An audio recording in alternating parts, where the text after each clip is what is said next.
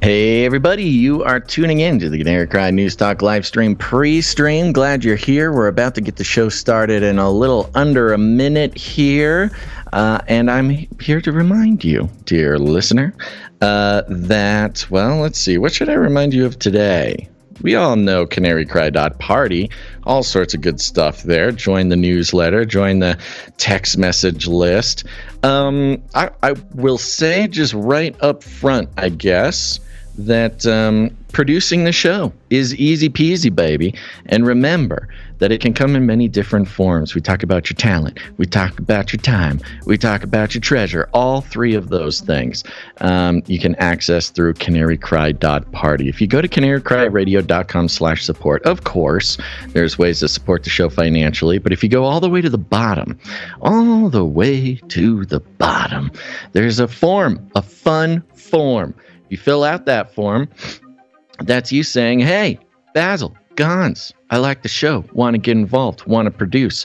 I don't necessarily want to give you any money, but I have skills and I have time that I want to give to the Canary Cry community, and that's a good way to do it. Fill out that form, lets us know a little bit about you, and we'll take a look, and we're putting together teams, baby. Teams! Isn't it nice to know that you're involved in something nice and big? All right, go to canarycry.party, check out all the good stuff, and let's get the show started.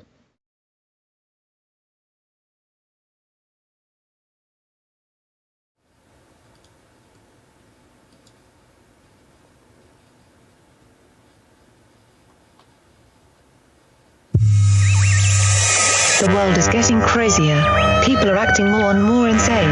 The end of the world is tomorrow. Tomorrow. There's only one thing to do when the world is falling apart.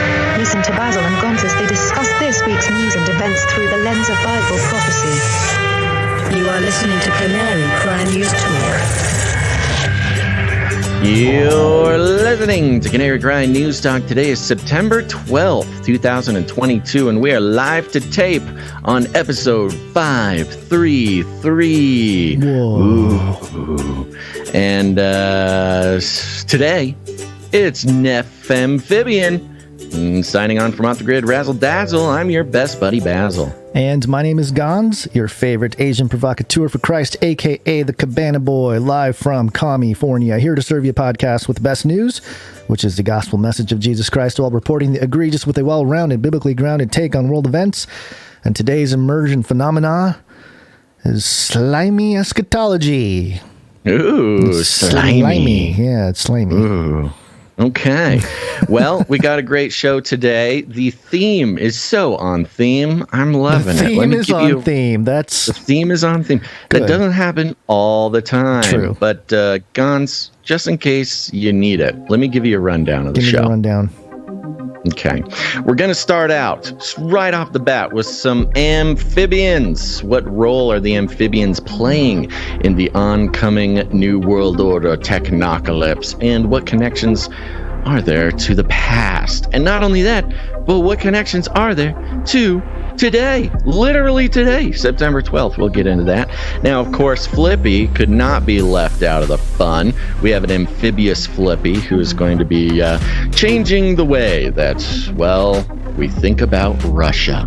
Then we're going to be checking in with our continuing research on Christian nationalism, what is happening in the news, what connections are there to the big C church, the little C church, and of course, politics. Those are a dangerous combination. After the first break, getting into some gun control and checking in with our friends over there at the UK. How you guys holding up? I know that you recently experienced a trauma that will not soon be forgotten. We'll see how the UK is handling that. Then we're going to be getting into the COVID, the vaccine.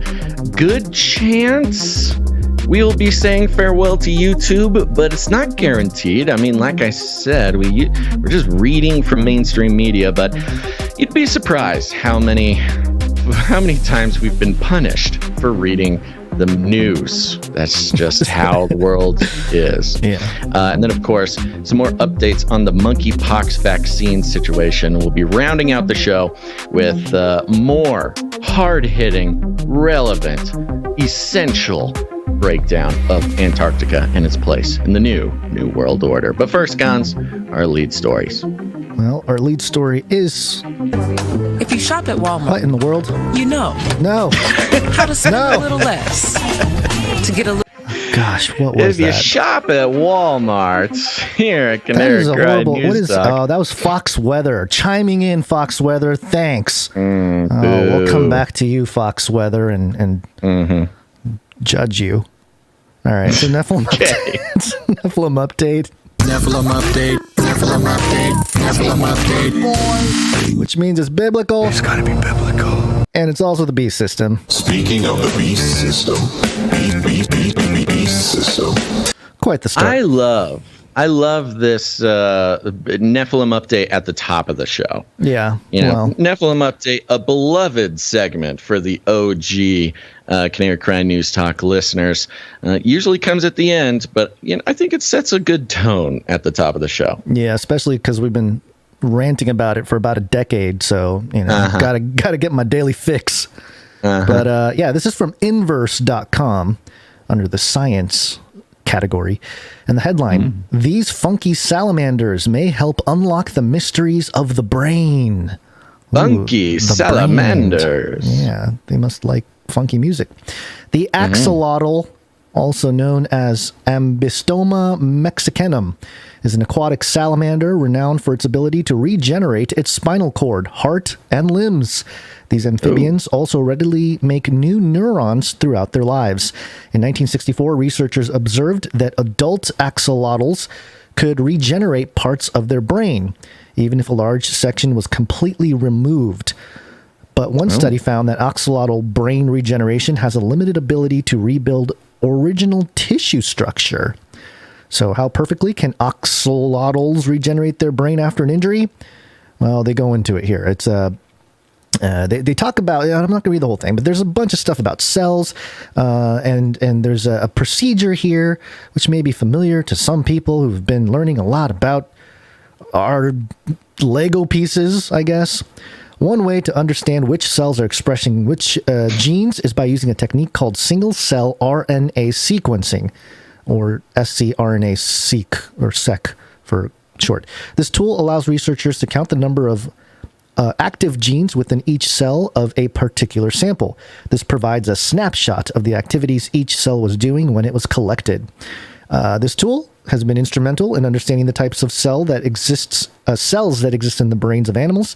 Scientists have used scRNA sequencing in fish, reptiles, mice, and even humans. But one major piece of the brain evolution puzzle has been missing: amphibians. Amphibians. Dun, dun, dun. And they get into how they're able to detect this phase called a neuroblast. And I was going to do this in a little bit of a different order, but let me just get through this real quick. I have the paragraphs highlighted here. When we put axolotl regeneration to the test by removing one section of their telencephalon, which I think is something in their brain. Using a specialized no. method of scRNA sequencing, we were able to capture and sequence all the new cells at different stages of regeneration, from 1 to 12 weeks after injury. Ultimately, we found that all cell types that were removed had been completely destroyed. We observed that brain regeneration happens in 3 main phases. The first phase starts with a rapid increase in the number of progenitor cells, and a small fraction of these cells activate a wound healing process. In phase 2, progenitor cells begin to differentiate into neuroblasts. Finally, in phase 3, the neuroblasts differentiate into the same types of neurons that were originally lost. Astonishingly, we also observed that the severed neuronal connections between the removed area and other areas of the brain had been reconnected. This wiring indicates that regenerated area had also regained its original function. Okay, so it's like a superpower salamander. Yes. Got it. Sounds good. I don't know if I like taking brains out of salamanders as much as some of these scientists do, but we've covered how these scientists have lots of crazy things that they just have a lot of fun doing to animals. Well, they can't do it on people legally, publicly yet, so they got to roll it out on the animals. And that's the problem with science, isn't it? Depending on who you ask, sure. So the reason why this is interesting, and we can get into more details if we have time, which we won't, but the thing that's interesting about this, it takes somebody who's been around the truther kind of space for about a decade to remember some things about salamanders and their significance. At least, if you were into the 2012, remember 2012, Basil, everything's going to change. A galactic super wave is going to hit the Earth, and we were all going to instantly evolve into spiritual higher beings. Yeah, all that stuff. Well, the salamander was a big part of the argument by the New Agers, led by a man named David Wilcock, who, I think he put out another documentary a couple years ago. It's got a couple million views on YouTube. How come that guy doesn't get shut down anyway? This article from Scientific American came out in February of this year, and the headline here was "Junk DNA Deforms Salamander Bodies." And it says here in this article that the Neuse River water dog, Nucteris lewisi, and other salamanders represent a long-standing conundrum scientists are only now starting to understand. The animal's strange traits stem from a hidden burden. Each of its cells is bloated with 38 times more DNA than a human cell. The water dog has the largest genome of any 4-footed beast on Earth, and only comparable animals of any kind are lungfish, which also have sluggardly tendencies. Salamanders owe their weird traits to their DNA, but not in the way you'd expect. DNA is often called the blueprint of life. It contains the precise information that determines the structure and function of every cell in every species. But the latest discoveries about salamanders upend this long-held notion of a fine-tuned genome. They reveal that DNA also shapes its owner in ways that have nothing to do with its informational content. DNA can distort bodies and organs like a funhouse mirror. A species can tolerate only so much DNA before experiencing those side effects. We humans, in fact, may be close to our limit. Make our genome any larger, and it could compromise our species' greatest asset, our intelligence. Our intelligence, yeah. We're going to get dumber if we get more DNA, huh? Yeah, you got to refine, not add. Yeah. As for salamanders, one has to wonder why their burden hasn't dragged them down to extinction. Their very perseverance suggests that our idea of evolution, particularly survival of the fittest, has a serious moralistic bias. Work hard, young species, hone your body and brain for high performance, and someday you will succeed. But salamanders owe their success to lying around. They found a way to cheat the system. The salamanders cheating the system. And again, for those of you who have been around for a while, you may already know what I'm talking about here. But David Wilcock and the New Age folk about 10 years ago were really big on this DNA upgrade of humanity, that the universe is going to upgrade us, and that's what 2012 is all about. And as part of their evidence, they talked about a guy, a Russian, and this has its own sort of Russian implications, I suppose, if looking at the geopolitics of today. Here you go, Putin. So there was a Russian scientist named Pyotr Gariaev. I think I'm saying that right. Me. Yeah, Dr. Gariaev. And he claimed that he was able to conduct an experiment where he got salamander DNA. I think I have this right. I mean, I could have the details backwards, but in any case, he took salamander DNA and, he took frog DNA and turned it into a laser beam and shined that laser beam into a salamander egg. And when the salamander egg was, came to maturity or was born, it was born a frog. So they were able to change the DNA based on lasers. The frog laser. The frog laser, The old frog laser experiment. We're all very familiar with the frog laser experiment. You might think that is crazy talk. However, I want to bring your attention to the National Library of Medicine, the National Center for Biotechnology Information by the NIH. This is the legitimate NIH website that I'm showing here. And the headline. This is the shocking part. Yeah, yes. This is not a weird blog. No. This is not natural news.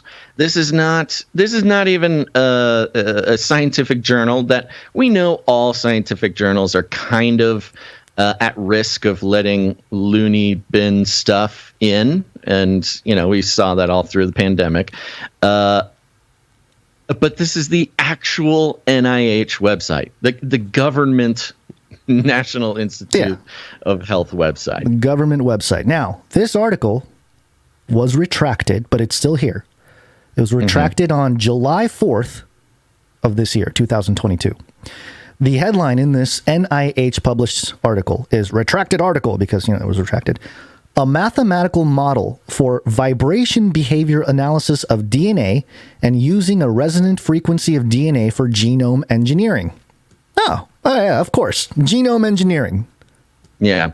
And this resonant frequency DNA thing, that is the frog laser. That's kind of the frog laser, yeah. The DNA and then somehow, finding the frequency of frog DNA and sort of replicating it with a laser beam. Right. The abstract here, I'll read a couple sentences. The DNA molecule is the most evolved and most complex molecule created by nature. The primary role of DNA in medicine is long-term storage of genetic information. Genetic modifying is one of the most critical challenges that scientists face.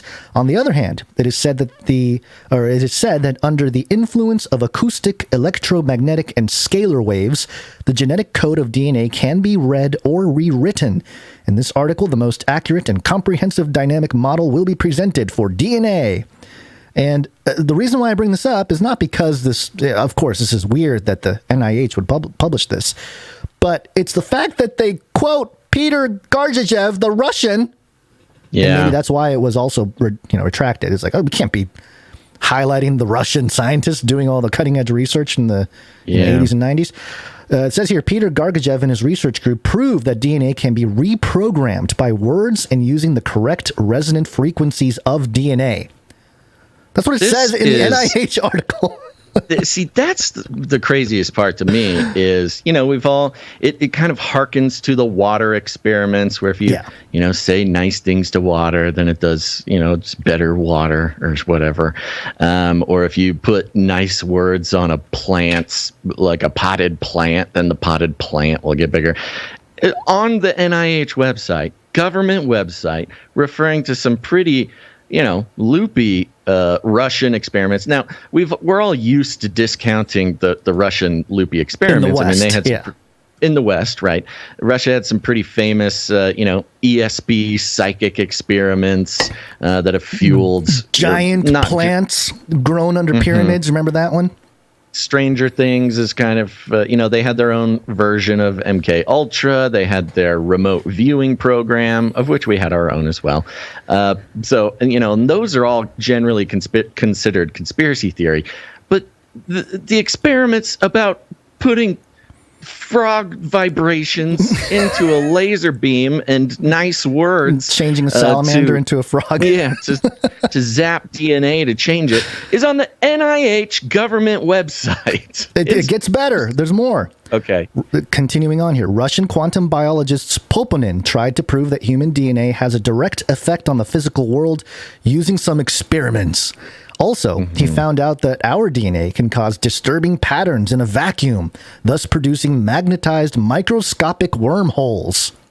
Oh, good. Oh, good. And even more, Nobel We've got Prize some time travel, some quantum theory. This is great. Nobel Prize winning scientist Luc Montagnier, known for his study on HIV and AIDS, claims to have demonstrated that DNA can be generated by teleportation through quantum imprint, and also showed that DNA emits electromagnetic signals that teleport the DNA to other places, such as water molecules. So there you go. NIH publishing this material. It's crazy. But I was like, okay, wait a minute. What are they? And they get into all the math here, which I don't know. I cannot get into the math part of it. It's not something that I have time for. It's just very dense for a podcast. Yeah. But they do source everything here. You know, it's the NIH. They got to show where they're getting their data from. And some of the information is very interesting because on one of them, it's a PDF by Peter Gariaev, which is another Russian scientist who did something similar. I think it was the 80s maybe. And the name of this article, remember, this was linked from the NIH website. The headline of this article is DNA as Basis for Quantum Biocomputer. It says experimental work carried out in Moscow at the Institute of Control Sciences, Wave Genetics Inc., Quantum Genetics Institute, and theoretical work from several sources are described in this work. And it goes on and talks about, all that stuff we just kind of rattled off. But, it's just kind of like, all right, well, I guess they're further along on all this than they would like us to know. And maybe the Russians have really helped out. And now that we've extracted the knowledge, we're like, we don't need you anymore, Putin. Or at least, in the world stage kind of context. But yeah, is there something you wanted to... Well, I was just going to say it's an interesting connection with the Axolotl salamander guy. If anybody has spent any amount of time on TikTok or Twitter or Instagram or anything, you've seen these cute little alien salamanders. They're the guys with they look like a Pokemon, honestly. They're just, they're sort of a cartoonish looking crazy lizard guy. And they got a big smile on their face. They're very strange animals. They're very alien. You can have them as pets, which, has earned people lots of fame on the internet. So it's they've recently sort of wriggled or slithered their way into the hearts and minds of the public recently. They've gotten a lot of attention just for being cute, weird little creatures. Then to hear that they have these superpowers that could, it sounds like they're trying to line up this this research to sort of at least work towards some sort of biotranshumanism treatments or something. Yeah. And then just to find the parallels between those experiments and the NIH government website talking about pretty much, certainly related abilities. If you could take the frog DNA, turn that into a laser, just take this cute little salamander DNA, turn that into a laser, boom. Everybody's living forever, baby. Yeah. And they will wish for death and not find it. Yeah, exactly. And of course, when we talk about salamanders and frogs and stuff, they're amphibians, right? And, we often talk about the lizard people, the reptilians, right? But I feel like the amphibians are just kind of going unnoticed.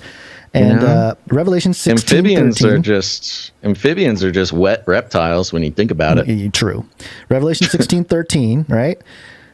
And I saw coming out of the mouth of the dragon, so there's your reptilian, and out of the mouth of the beast, and out of the mouth of the false prophet, 3 unclean spirits like frogs. This is during the end. And frogs. Like frogs, yeah. So maybe there's some weird Russian experimentation going on in this. Well, soon there's probably going to be some American experiments, guns, because at Ostrich Butler, Ostrich Butter, at Ostrich Butter on Twitter, send me a link. Thank you very much, Ostrich Butter. Crazy name, but thank you very much. Today, this day, year of our Lord 2022, September 12th. Executive Order on Advancing Biotechnology and Biomanufacturing Innovation for a Sustainable, Safe, and Secure American Bioeconomy. By the authority vested in me as President by the Constitution and the laws of the United States of America, it is hereby ordered as follows. Is this Joe? This is Joe. Joe! Old Hairy Legs. Hairy Legs coming through. Making moves. Wow. I'm going to just give you the opening here and then hit a couple key points.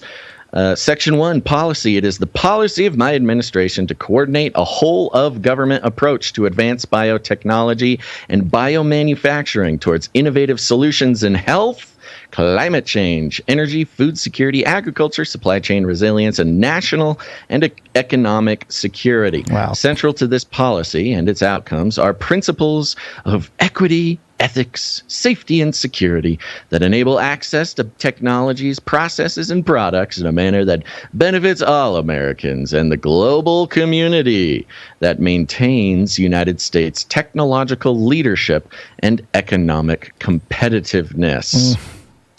Biotechnology harnesses the power of biology to create new services and products which provide opportunities to grow the United States economy and workforce and improve the quality of our lives and the environment. The economic activity derived from biotechnology and biomanufacturing is referred to as the bioeconomy.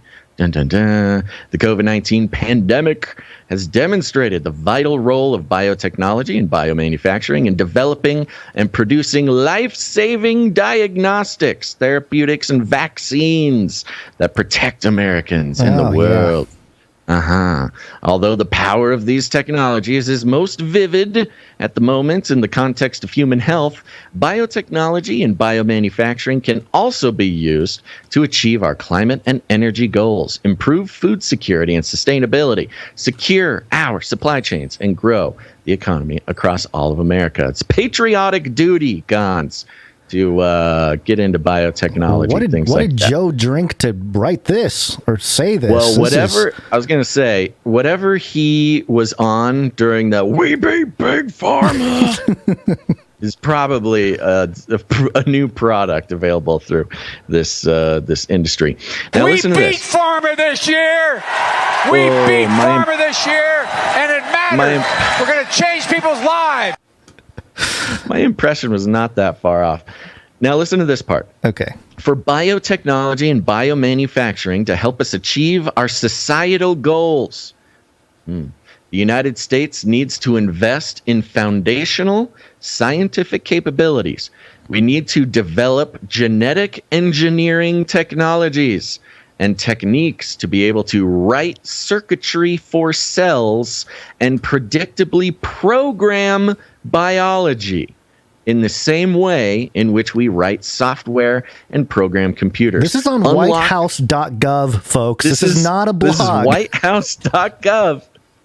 Whitehouse.gov, the same way that, 10 years ago when we were starting doing what we're doing, so many things that seem normal now, like implants, with cybernetics, Neuralink and mech suits and stuff like that. It was just kind of like off the reservation as far as the normal population is concerned. We're seeing the same thing now. If we made an episode about programming circuitry for cells and programming biology, which I'm pretty sure we did do episodes on, was complete loony talk. And now it's on whitehouse.org. Let's see here. Predictably program biology in the same way in which we write software and program computers. Unlock the power of biological data, that's DNA, including through computing tools and artificial intelligence. And advance the science of scale-up production while reducing the obstacles for commercialization. That's a boring part. But it's also a huge part. It's huge. Reducing it's the saying, obstacles for commercialization. Commercially available, DNA programming, things like this. Well, they talked about products earlier, and the only thing I could think of was us. We are the product, right? It's, Even more deliberately at this point. There's a lot of very interesting stuff in regards to, if you receive a biological upgrade or a DNA upgrade, are you then, is that part of you then, patented or whatever and owned by a corporation? There's a lot of talk about that stuff. Okay, I'm going to skip down to some interesting parts, and I'm going to be very quick. Okay. I still got a little more, so hurry. Okay, why don't you take a second? Because I think. Well, go ahead. Just finish it. Well, I needed to find a part. It's a very long one, and it's filled with policy. Okay.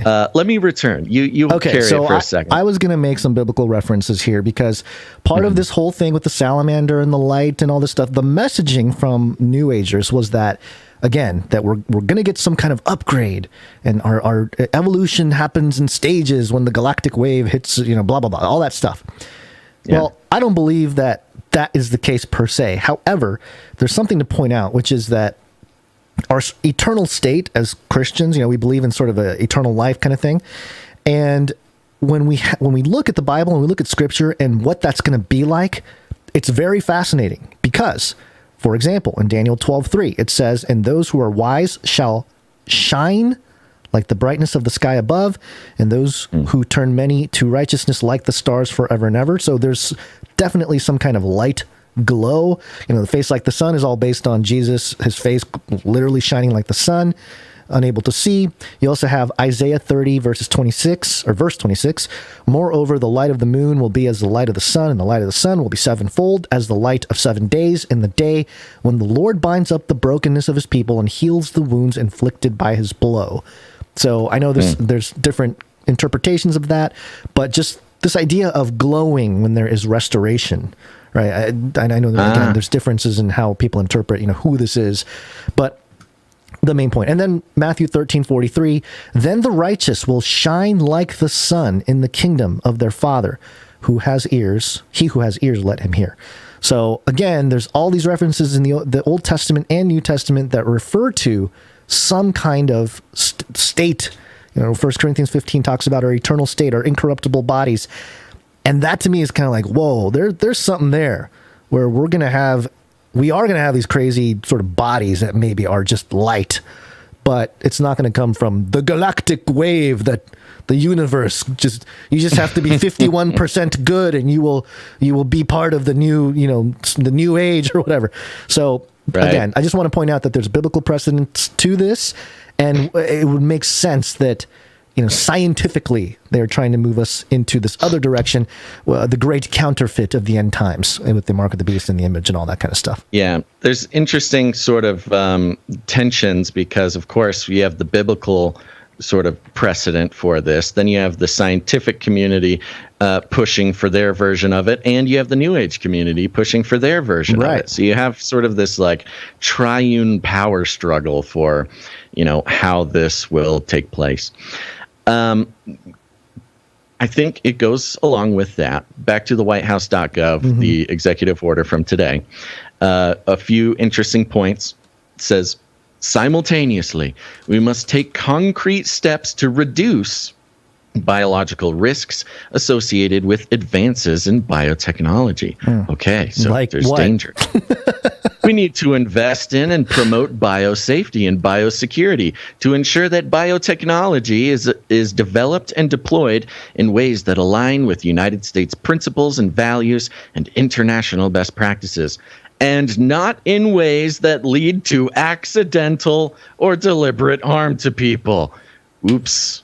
Whoopsie daisies. Sounds like they're referencing a whoopsie daisies that may have happened recently. Yeah, and also, in addition, let me just point out, United States principles and values is an interesting one because we are at cultural war over what that is. Yeah, our principles and values are not necessarily clear or set in stone. Right. Then they start going into a long list of kind of what they want to do. One of them is boost sustainable biomass production and create climate smart incentives for American agriculture producers and forest landowners. Sustainable biomass, that's bug powder. That's, bio bioproteins, biofood of the future, your nutrient slurry. Yay. So get ready for that. That's fun. A little further down, there's elevate biological risk management as a cornerstone of the life cycle of biotechnology and biomanufacturing R&D, including by providing for research and investment in applied biosafety. I don't know why I highlighted that one. I apologize.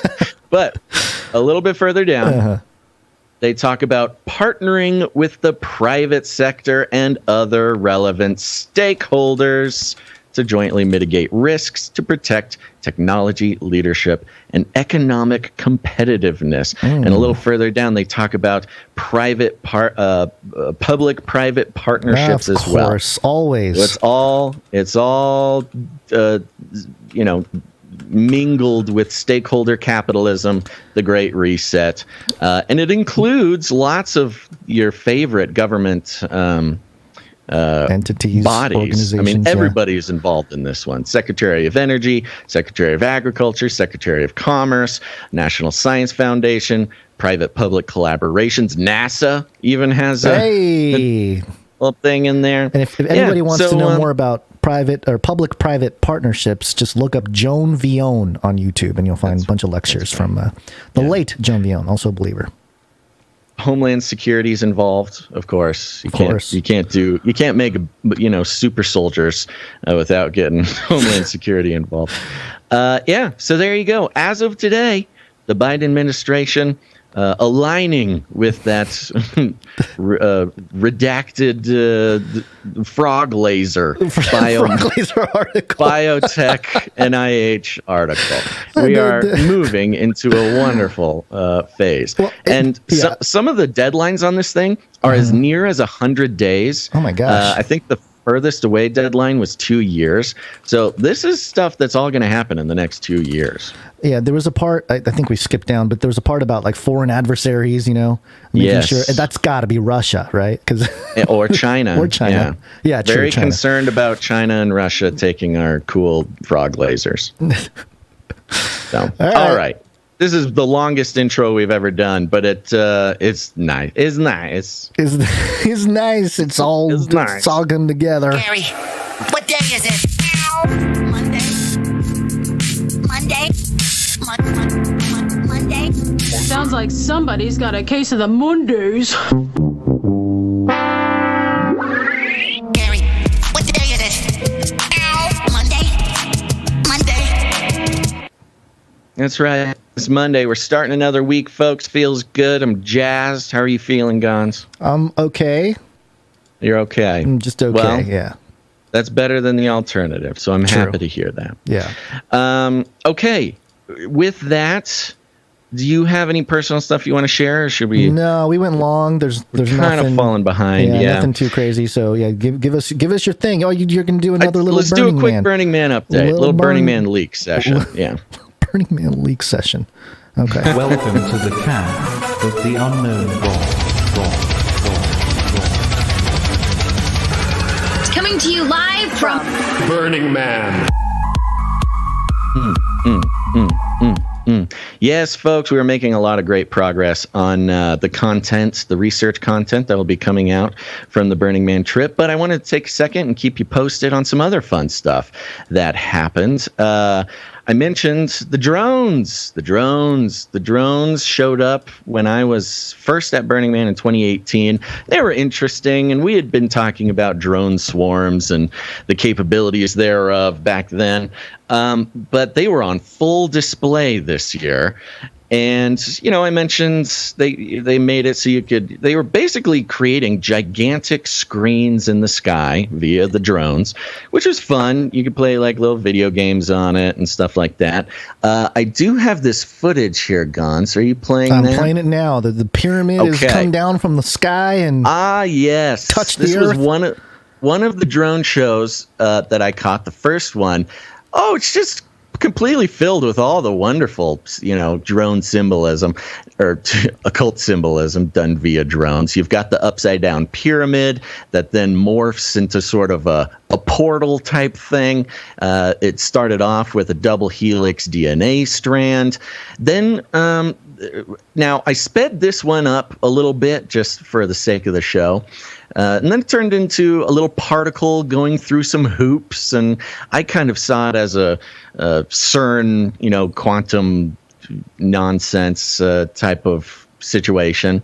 And then that, thank goodness, morphed into a gigantic face that then sort of floated over the whole crowd and looked sternly down upon us. Isn't that fun? Well, the finale of that is just crazy. When it just disappears. When it disappears and all you see is the eye? Yes. Now, next up, is the eyeball. This one really tripped me out. Okay, so you edited that. No, I thought the face turned into the eye. I was like, whoa, they turned on the lights and there's an eye. No, well, the eye was trippy, man. Now, it's not so great. I was filming this with my phone, and you can kind of see the individual drones when I do my, filmed it with my phone. But when you're watching it with the naked eye, first of all, this eyeball is a perfectly photorealistic eyeball. You can barely, it's not like the sort of abstraction from the other drone show. I was about a mile away from this thing, and it was humongous. It had to be about 100 to 200 feet tall and, about 50 feet in the sky. And, like I said, when you're watching it not through a phone, you don't notice that it's individual drones. It looks like a perfect hologram of a photorealistic eyeball floating above the entire, skyline of the outer playa there. And as the people who are watching, you can see the eyeball blinks. And when it blinks, the color of the eyeball changes. It's a really, really trippy effect. This particular drone show really had me convinced that, an Operation Bluebeam type of situation, I think would be ready now. Oh, easy. They're well beyond the technology to be able to fool everybody with this stuff. Yeah, and I got to stop and talk to one of the drone guys who works and puts these shows on. And I think this particular drone show had 1,000 drones. 1,000 drones all working at once. And let me tell you, the sound of a drone, the zzz type of thing, is terrifying to hear 1,000 of them with the lights on, and they're projecting a perfect photorealistic single eyeball from the sky looking down at you. That's terrifying. But you know what is even more terrifying? When the lights go off and you can't see 1,000 drones swarming above your head.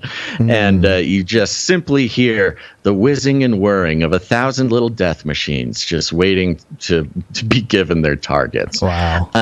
The drone experience truly was one of the craziest ones at this Burning Man, really showcasing, of course, we know the military applications of drones. And as far as the culture in Burning Man, the culture is a confusing thing. And I'll talk more about this in some of the episodes. We tend to think of Burning Man as like the most liberal, the most leftist, the most blah, blah, blah, a real pinnacle of, radical progressivism. There is a strange through line of conservatism at Burning Man. And that manifests in a couple different ways I'm not going to go through now. But lots of people that I talk to about the drones, not the drone operators or the guys, but other people, they're like, oh, yeah, cool eyeball. Why don't you go, commit some war crimes and murder people at a wedding with your drone swarm? Everybody was very aware of just how sort of terrifying this was. And I took this in a different way. We might want to consider like, oh, these leftist, crazy, crunchy hippies, they love drones. They're all on board.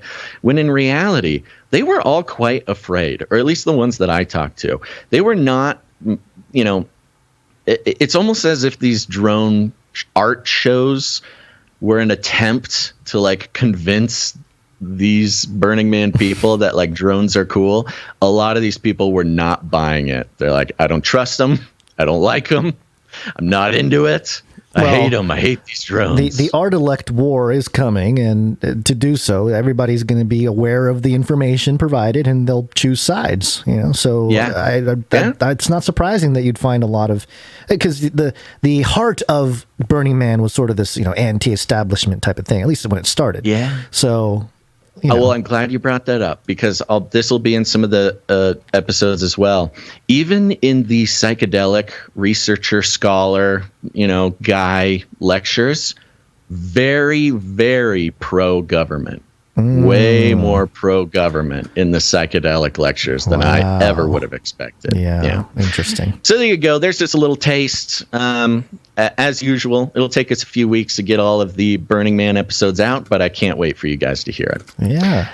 Well, that's good. And with that, Gons, I say let's thank a couple executive producers. Executive producers. That's right. We're on the value for value model, folks. No corporate money here. That's right. Corporate money and corporate incentives have no place in the independent media analysis and deconstruction business. We are entirely funded by listeners like you. And when you become a producer, that's right, I said producer, when you support the show with your time, your talent, or your treasure, you're a producer. We don't just call you a producer. You are a producer. And we have executive producers who come in, they come in hot, they come in generous, and we're very grateful for their participation. They go a long way to carrying a heavy burden for the rest of us, keeping this show going. And we got a couple people to thank, Gons. Are you ready? Yeah. Okay. Well, let's see here. We had one at the start of the show. I see a couple came in, too. This is wonderful. First, I want to thank executive producer, One Lousy Petunia. One Lousy Petunia, thank you. Good to see you. Yeah. One Lousy Petunia comes in with a nice round number, which is a good reminder. If you don't want us to disclose your producer amount, just make it a nice round, even number. That tells us you want to keep it on the down low. But if you don't mind us exposing your generosity, you can just put a funky number in there. A lot of people do 33 cents or 11 cents on the end of it, something like that. Thank you very much, executive producer One Lousy Petunia. Where'd you find this? And I'm sorry, One Lousy Petunia gave us a little note. Says here, 3 Psalm 73. Sorry, 70. Psalm 73, 23 through 28 blessings. You want to look that up? I'm pulling it up now. Internet's a little slow what it with is? all the stuff here. No, I don't have 73. It memorized, unfortunately. Yeah, I don't have that one memorized. My biocomputer is not that good. Yet, until we get you with the frog laser. Well, the Biden upgrade? Do I get the Biden bio upgrade? I could start screaming at people? Great. We read the Bible today. Sorry, go ahead. Okay. No, it's I was trying to understand the note. The note was One Lousy Petunia, 3 Psalm 73, verse 23 through 28. Blessings. Well, thank you very much, One Lousy Petunia. You got that pulled up? Psalm, what is it, 73? Yes. Okay, Psalm 73. 73, 23 through 28. Why am I getting a failed? I'm having trouble pulling it up. Well, we might just need to speak and look it up at home. Yeah. Okay. Having issues here. Oh, maybe I should go for it. Even in my VR experience, perhaps I can pull this up faster there you go. than Psalm John's. 73. What is it? 23 to 28. Is that what you said? Yes. Yet I am always with you. You hold my right hand. You guide me with your counsel and later receive me in glory. Whom have I in heaven but you? And on earth I desire no one beside you. My flesh and my heart may fail, but God is the strength of my heart and my portion forever. Those far from you will surely perish. You destroy all who are unfaithful to you. But as for me, it is good to draw near to God. I have made the Lord God my refuge, that I may proclaim all your works. So kind of what we're talking about here. So thank you. Amen. Yeah. Thank you very much, One Lousy Petunia. Okay, we have another executive producer coming in here, and that is executive producer Felicia D. Felicia D. Good to see you. Yeah, thank you very much, Thank you. executive producer Felicia D. Has been popping in as an executive producer pretty often recently. I really appreciate that. Nice round number, no note that I could find. Okay. Thank you very much, Felicia D. Yeah. Where'd you find this? And we got one more here on the list. Wonderful. Thank you so much. It's been a little tough to get some executives for the shows recently, so very excited to have this list. We've got executive producer Mark D. Mark D, thank you. Yeah.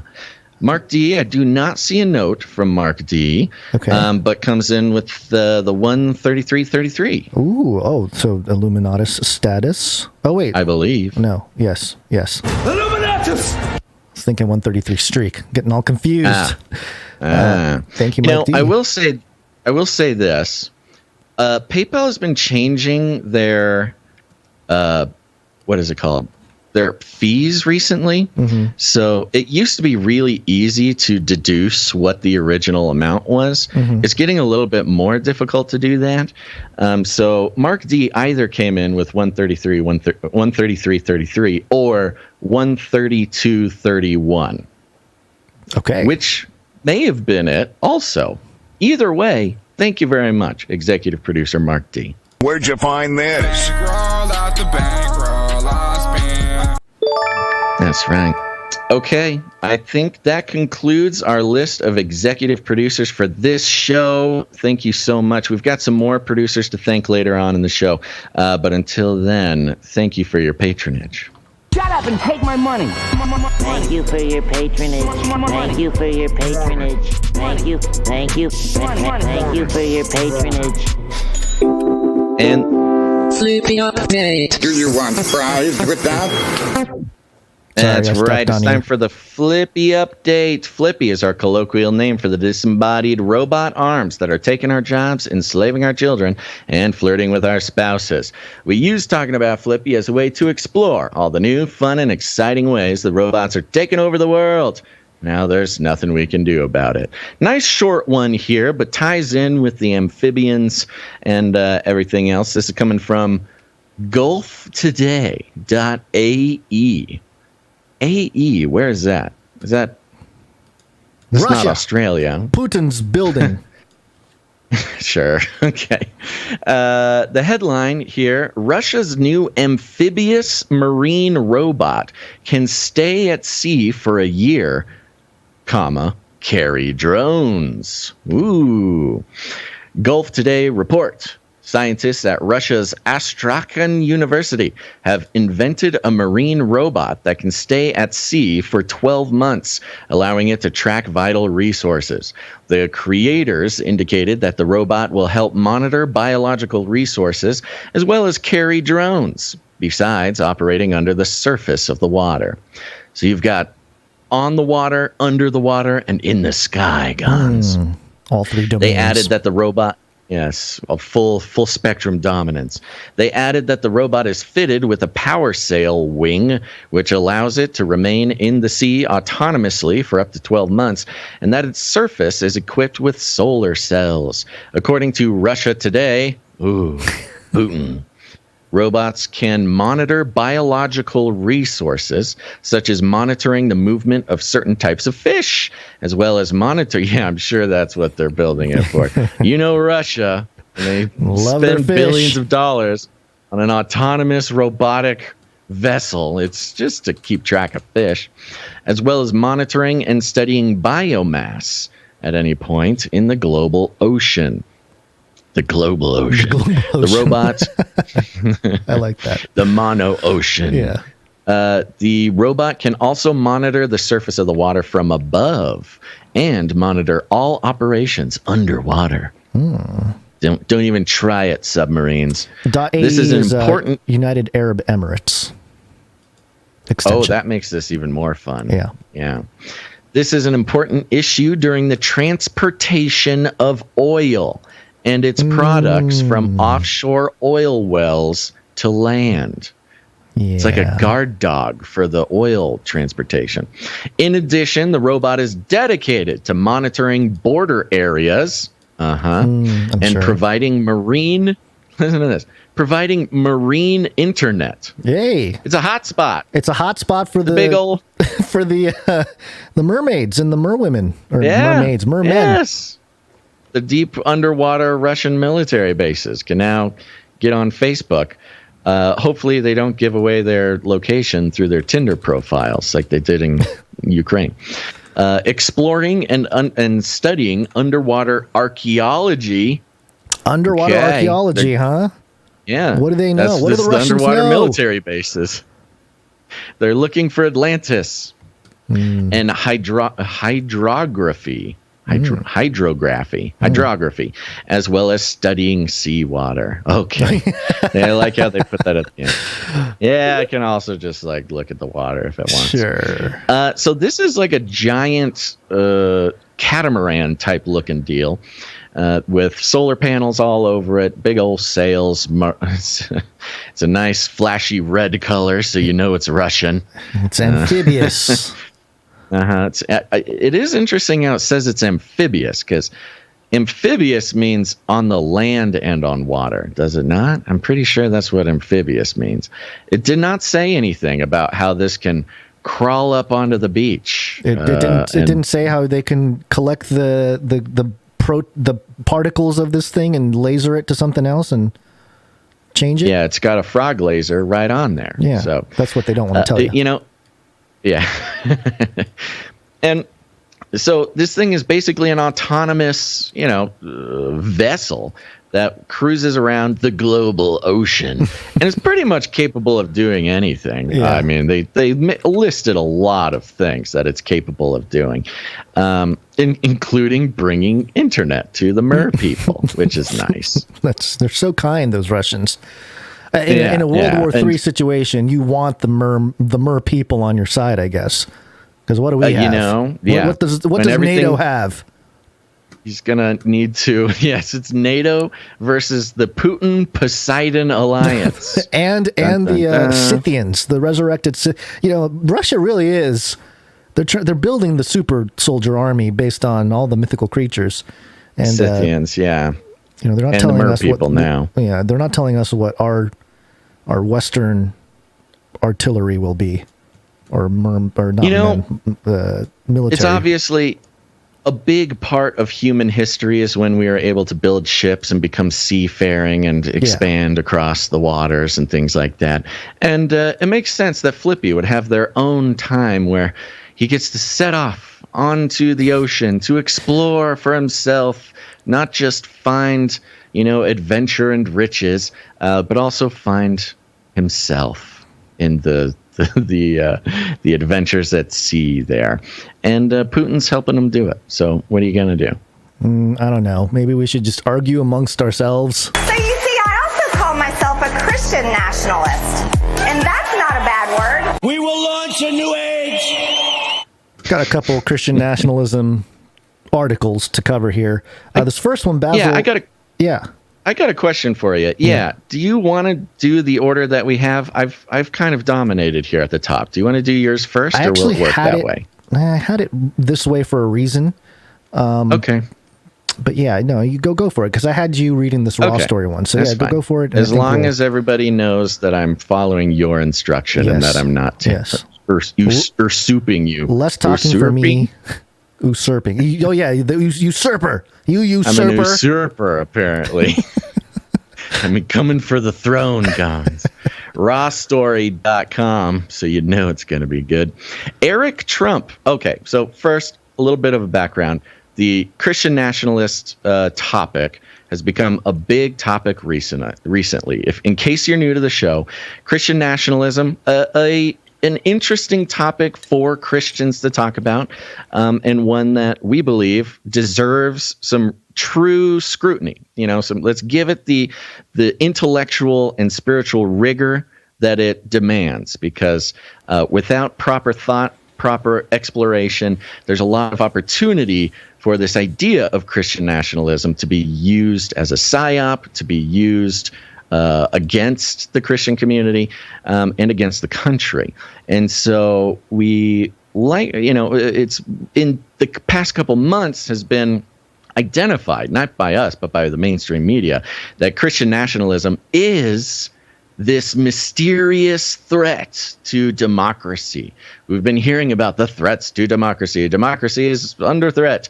And it was just recently that they sort of finally laid it out, that it is Christian nationalism that will bring down America. And as is exemplified here, RawStory.com. Eric Trump comes under fire for claiming his father has done more for Christianity than anyone. Anyone, Gons. Did you know Trump has done more for Christianity than anyone? Jared Kushner wants to live forever. Eric Trump is calling Dad the super Christian. Mm-hmm. Kind of. He's the reason Christianity is what it is today, which may be a terrifying concept. Eric Trump, the middle son of a former president, Donald Trump. I love a former president. Yeah. Made a curious claim that is sending some Christians to turn their heads. Quote, "There's no one who's done more for Christianity than Donald Trump. No one," said the younger Trump. Wow. It sounds bad, but little cherry sounds picking. Bad. Let's keep going. Former Trump lawyer Jenna Ellis noted that the video left out that Eric Trump was talking about religious freedom when he said that no one had done more for Christianity. Those viewed as the biggest fighters for religious freedom tend to be the founding fathers who wrote into the Constitution that Americans could think and believe what they want.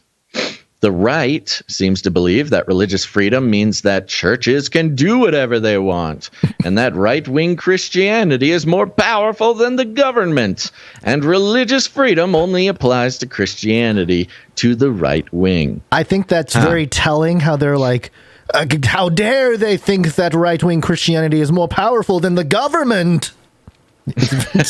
You're right. Really shows how the government sort of is their religion. Yes. Yeah. I'm almost surprised that they didn't capitalize the word government there. It's a claim that many dispute. No kidding.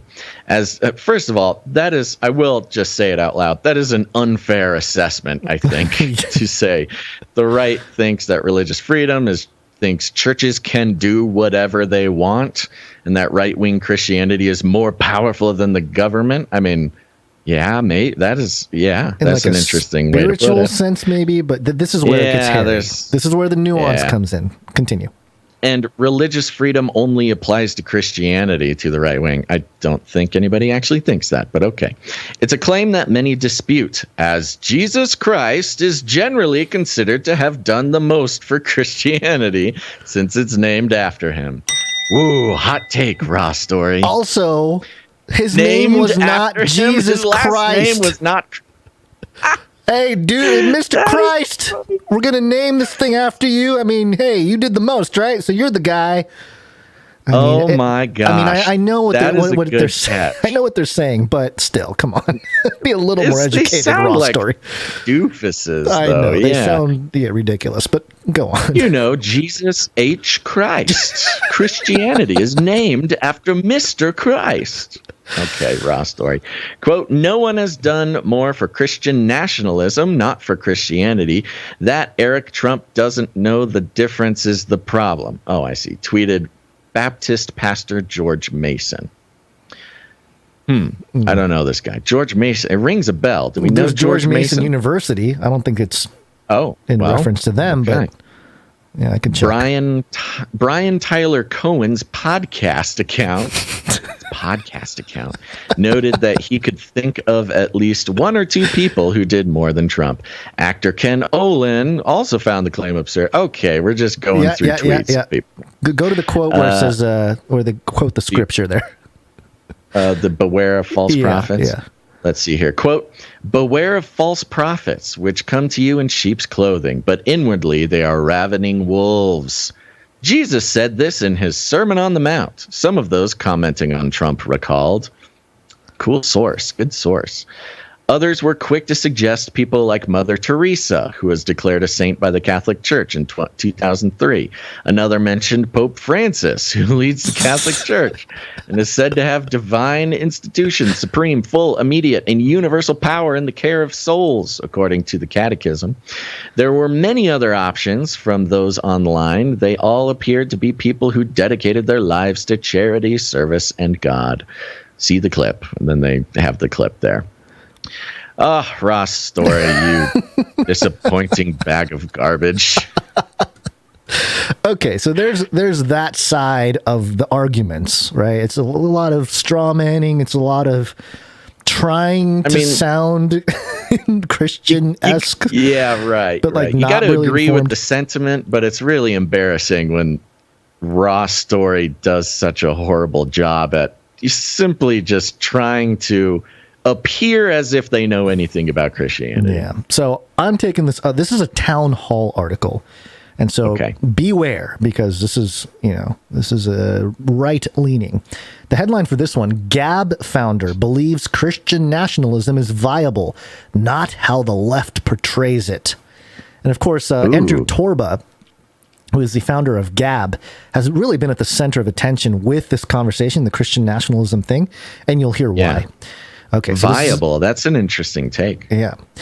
Gab CEO Andrew Torba, who founded the social media platform to avoid the censorship of big tech, has a new book out titled Christian Nationalism, a biblical guide for taking dominion and discipling nations. Pretty bold. Oh, yeah. Interesting. The concept of Christian nationalism has taken a beating in the MSM lately, mainstream media, due to false associations with theocracy and even racism. But Torba doesn't think the phrase has become so damaged that those of us on the Christian right can't use it to describe ourselves and our goals. Interesting. Again, this is written by a pro-Christian nationalist. Torba, who co-authored the book with Minnesota pastor Andrew Isker, explained that he started Gab because he, quote, saw dissenters being silenced, something that we have experienced ourselves.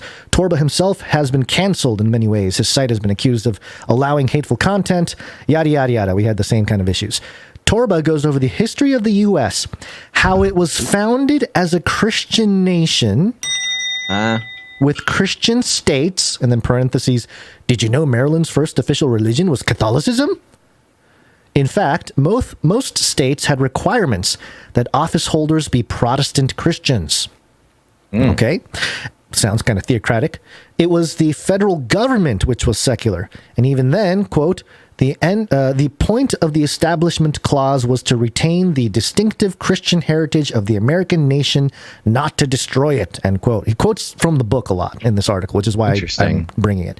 He observes how the definition of Christian nationalism has changed over the years as Catholics have left their church to become Protestants. Mainline Protestants have become non-denominational. Christians have become more independent thinkers, etc. Yeah. Interesting, right? That's interesting. Yeah. I don't know so much about Catholics becoming Protestants, but okay. Yeah, but generally speaking, I can agree or see that sort of transition. A lot of Christians are more independent thinkers, but okay. He says it's time for a massive Christian nationalism movement, which is not just political, but also social, cultural, and economic movement, which means involvement, like buying goods and services from Christian businesses. Now, do you see something missing in that list of items there in terms of a movement? And I'll just point it out. Reveal it to me. Not a spiritual movement. This is not a spiritual movement. It is political, social, cultural, economic, but not spiritual. Not spiritual, yeah. Just doesn't mention it. The reason to get involved is to stop allowing, quote, demonization and destruction of the nuclear family and the corruption of our children to happen, which is agreeable. That's an agreeable kind of thing to be a part of. The U.S. is, quote, a Christian nation that has been subverted by a handful of secular ruling class elites that demonize Christians at every turn. End quote. The movement's, quote, primary goal is to build a parallel Christian society, economy, and infrastructure which will fill the vacuum of the failed secular state when it falls, end quote. Now, there's other blogs of leftist people that have taken the book here and were like, the scary things Andrew Torba is saying, which is understandable. He is sort of leaning into, I don't know that he's threading the needle as well as, a lot of Christians would like to have him do. Torba further explains, quote, we enter the adversary's battleground, Twitter and Facebook, for example, and expect to gain ground on land that the enemy controls where they can wipe us out with a click of a button. We consume news and media that is carefully crafted by the enemy and expect things to change by lending them our time and attention. Something we could echo, This is what I wanted. Kind of the point of this show. I wanted to bring this article because there's a nuance. There's certain things that are like, yeah, agreeable. And there's other parts that are like, I don't know. Torba contends that if you're a Christian, then you're a Christian nationalist. I don't know about that, but that's what he contends. He points out how the MSM started using phrases a lot after Donald Trump became president in order to confuse it with white nationalist, and will often use white Christian nationalism. It's just a sneaky way to equate Christians with racism. Another similar tactic they use, which I've previously pointed out, is equating patriotism with a bad form of nationalism, such as that under Nazi Germany. The essence of Christian nationalism is loving your neighbor. Okay? Which, again, agreeable, biblical, to love your neighbor. There's nothing wrong with that. Torba hints at an America First mentality, saying we must place interests of those near us over those of foreign nations. And then he goes into, he explains David Chilton once said that freedom cannot be exported to a nation that has no marketplace for the gospel. And of course, he was echoing 2 Corinthians 3:17, which tells us that where the Spirit of the Lord is, there is liberty. Torba says the concept of Christian nationalism is nothing new. Zionism is Jewish nationalism. People are fine with that. So why not Christian nationalism? Thought that was an interesting way to compare. This is quite the take there. You got to make some leaps and kind of ignore some history to make that make that point, don't you? The other ironic thing is especially because the Jewish people, the Hebrew people, is an actual genetic group of people. It's confusing the ethnic, not a religious thing. Yeah, it's a the Israel issue is very hairy and messy, and a lot of different viewpoints that make people angry. I just think in general that point is moot. It's a bad point. It's a very bad point. It's a sort of twisted idea of what Zionism is. When others call Christians hateful, Torba responds saying it's true Christians hate sin, evil, Satan, and the Antichrist. So, good rhetorical retort there. Other accusations Christians face are... I hate to do this, but you got to point out the Antichrist thing, too. As far as the biblical Antichrist, we're supposed to talk as like the spirit of Antichrist. Right. Not necessarily... Which has been there since the beginning kind of thing, yeah. Right. Yeah. Other accusations Christians face are also incorrectly phrased, like, quote, you're a racist if you don't hate yourself for the color of your skin. Tolerance isn't a Christian virtue since God doesn't tolerate sin. Okay, again, sort of conflating the ideas here, which I can understand. This guy's pretty hardcore. I didn't know he was so much this way. Yeah. Torba is exasperated that many churches and Christian leaders do little regarding how Christians are treated, even engaging in, quote, a proud endorsement of this madness. He rants, quote, the craven, cowardly leaders of American churches will say they don't want to be political or fight the culture wars, but refusing to fight utter abominations is being political and is fighting the culture wars. But for those on the side of those abominations capitalized, by the way, or capital A. Abomination.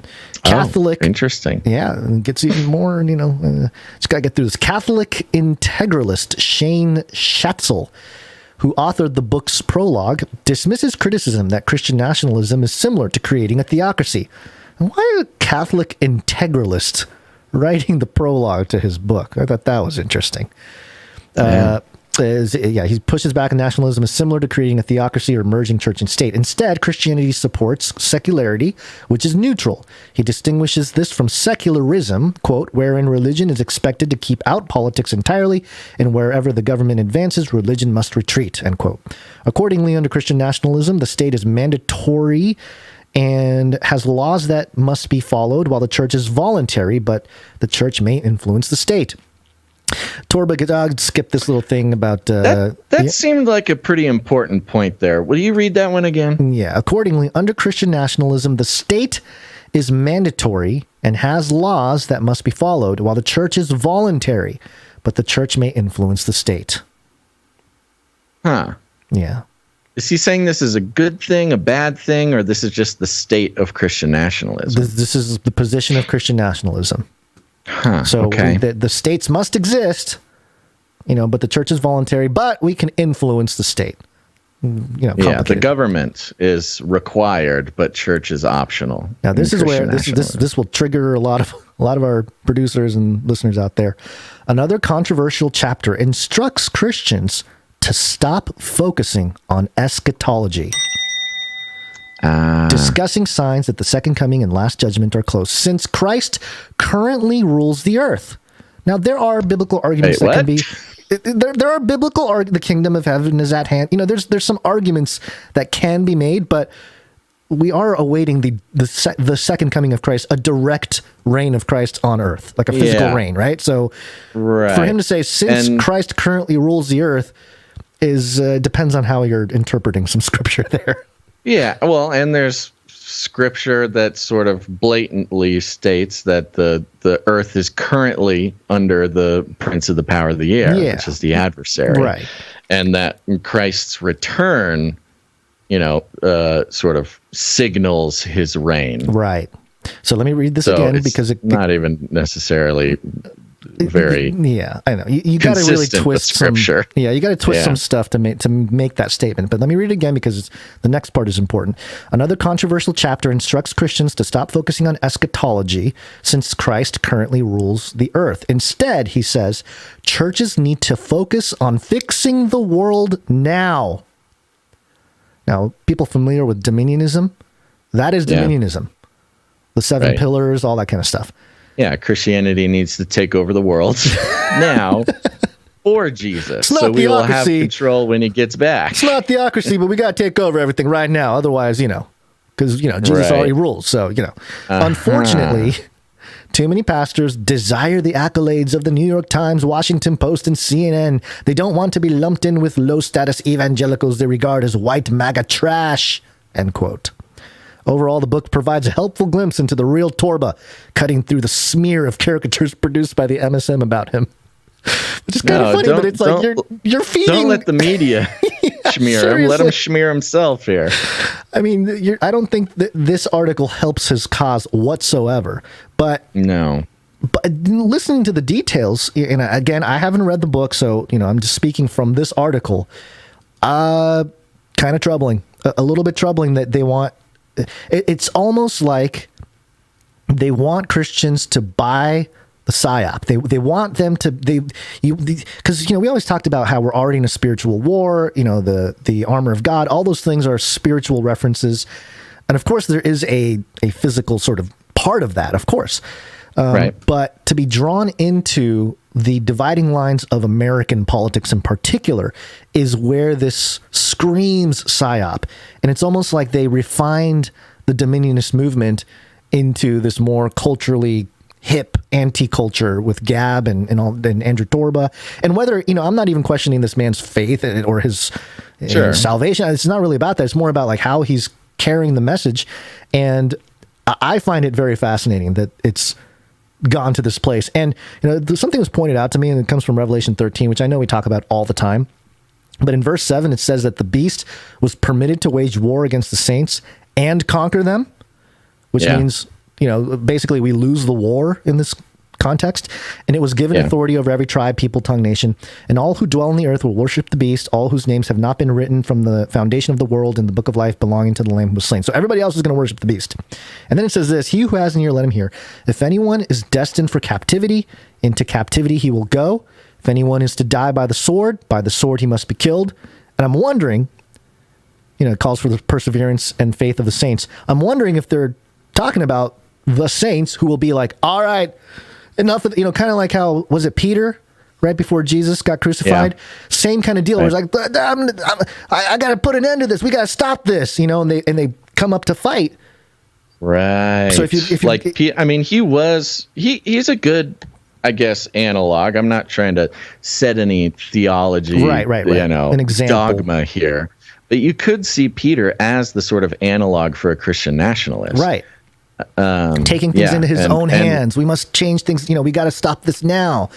Was rebuked for it. And was rebuked for it, yeah. And also the fact that, if anyone is to die by the sword, that he must be killed, be killed. Yeah, it's a direct reference to Jesus's response to Peter. Right. So I just find it fascinating that even in the scriptures, in Revelation, there are references to this sort of pushback against this obvious rise of the Antichrist and its spirit. Almost like the Christian nationalism that we're seeing rise today, and which this Torba guy is pretty explicitly advocating for. This book is titled Christian Nationalism, and not in a negative way. So, yeah, pretty straightforward.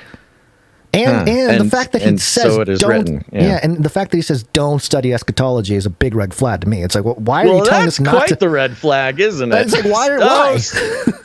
Because then you'll read the scripture in Revelation that alludes to Christian nationalists being defeated by the sword.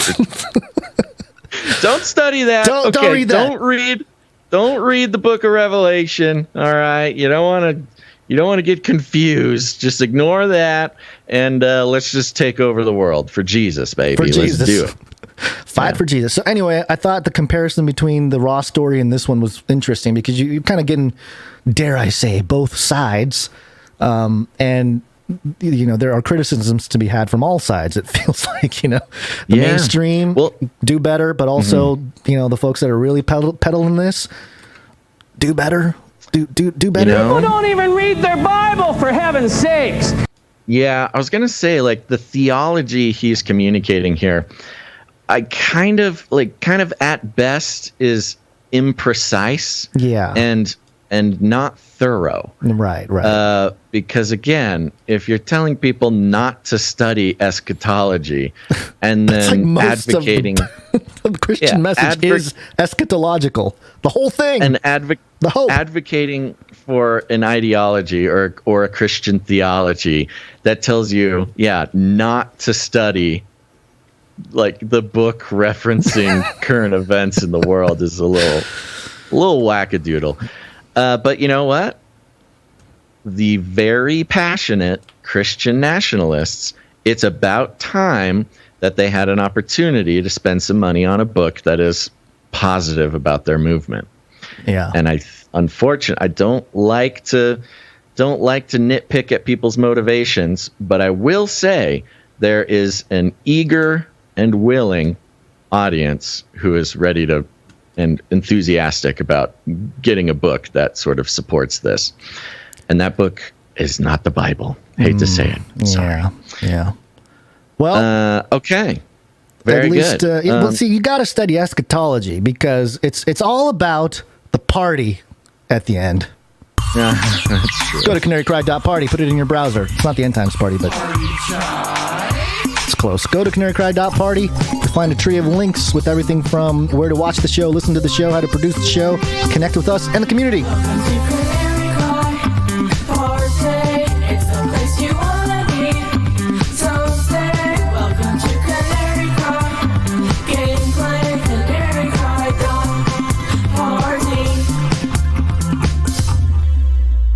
That's right. Canarycry.party. All sorts of good stuff there. You can listen to Ravel.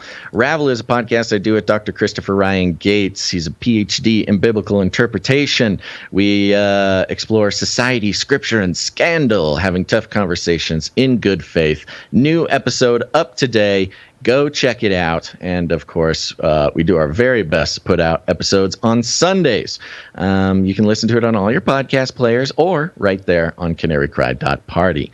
And don't forget to subscribe to the Canary Cry Clips channel. Gons, if you have a second, will you put the Canary Cry Clips link in the chat for us there? Sure. Because you gotta subscribe, guys. This is a great channel.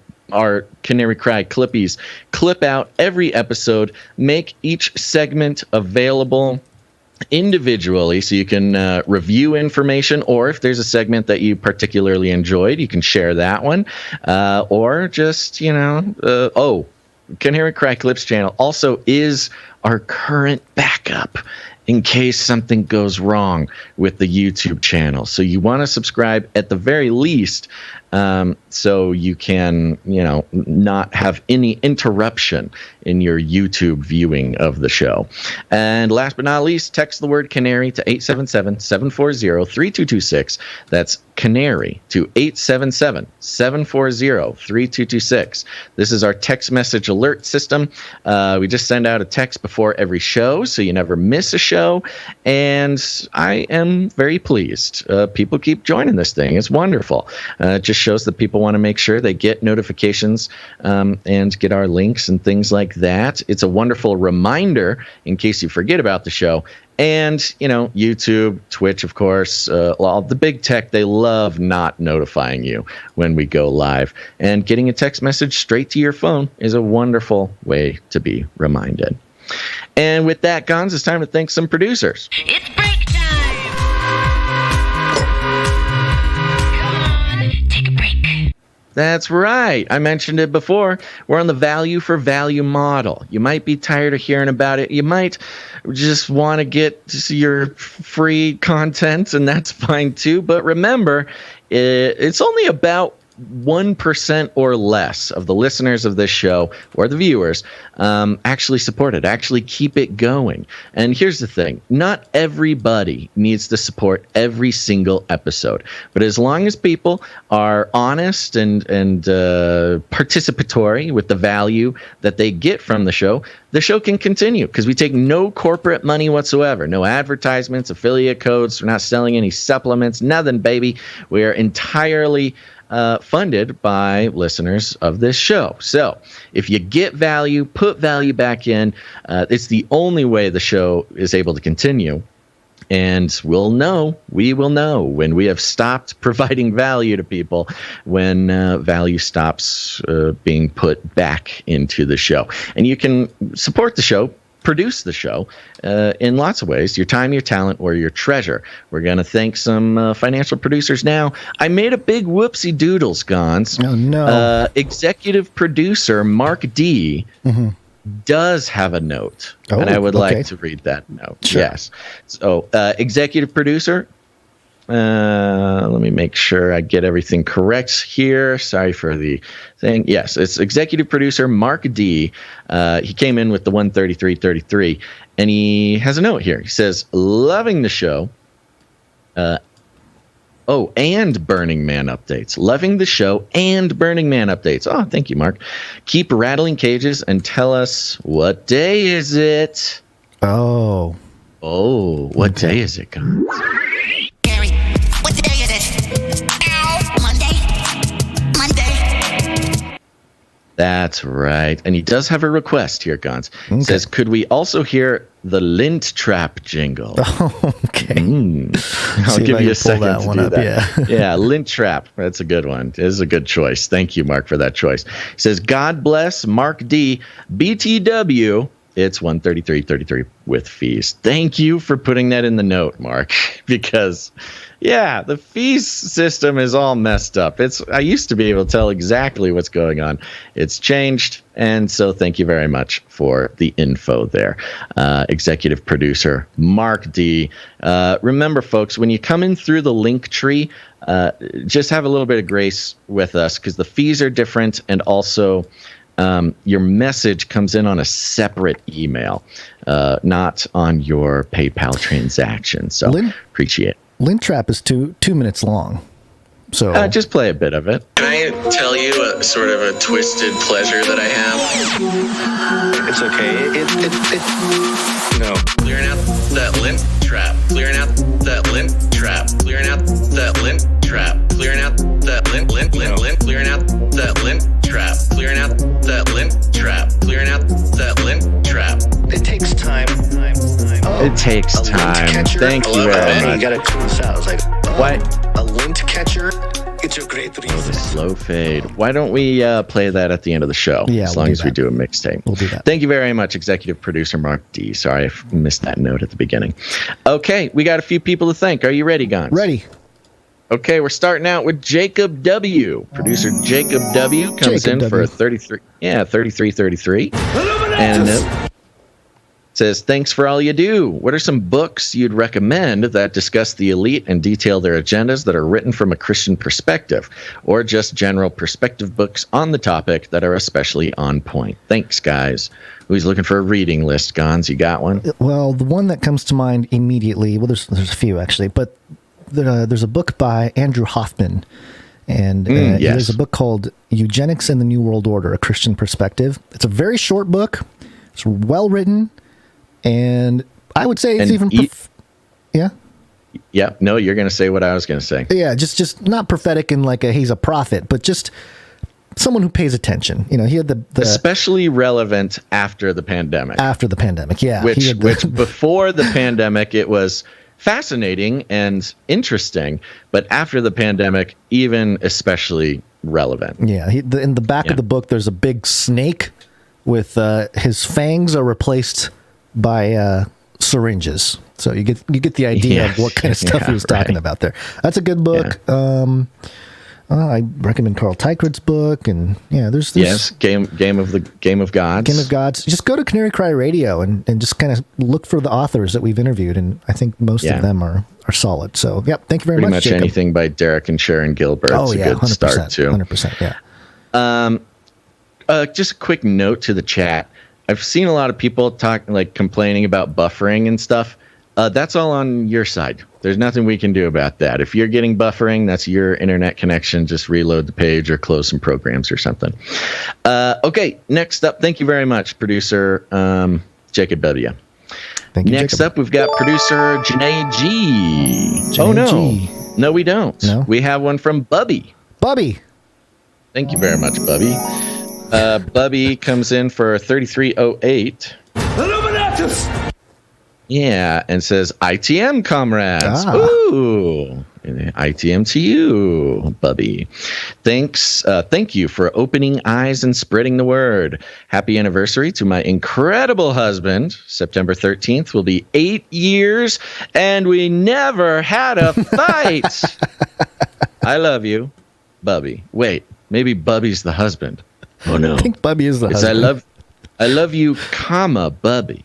I love you, Bubby. All right, Janae. It's from Janae G. Thanks, Janae G.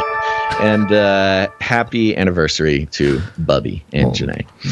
Wonderful. Thank you very much. Okay. Yeah, this is a very NA message. We've got some no agenda contacts there. Love it. Next up, we've got producer Sir Moore of Night of the Burning Chariots. Thank you, Sir Moore. 1111 on a 138 episode streak.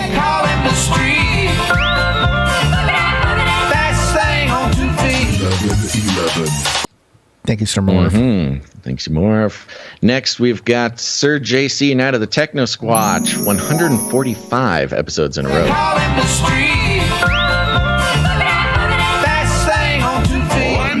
1001. Amen.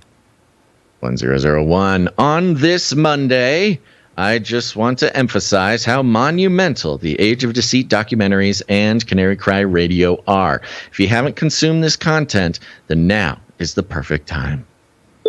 Always the perfect time. Thank you, Sir JC. Just remind everybody where they can see Age of Deceit.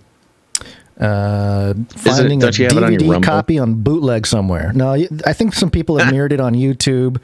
I still need to update my own thing there because it's all. Yeah, we gotta take control of that IP again. It's out of your hands right now. It's not. It's okay. It's okay. It And wasn't of course, meant to be controlled by any one person. That's true. That's a good point. He's referring to Canary Cry Radio, which I will remind, because a lot of people don't know this. Canary Cry Radio is actually a different show. It's our show we started in 2012, interview style. That is a great show and is not dead, people. It's coming back. Don't worry. You're currently listening to Canary Cry News Talk. Canary Cry Radio is another show. You can find it on all your podcast players. Thank you, Sir JC and out of the Techno Squatch. Yep, thank you very much. Next up, we got producer Malik. Malik. Coming in. Nice round number. Glad to have you here, Malik. Thank you, Malik. Next, we have producer Runk Smash on a 29-episode streak. Thank you, Runk Smash. Mm-hmm. Comes in pocket full of sevens. Says, hey, everyone, no microfiction today, just a prayer request. Let's hit the producer. Producers, assemble!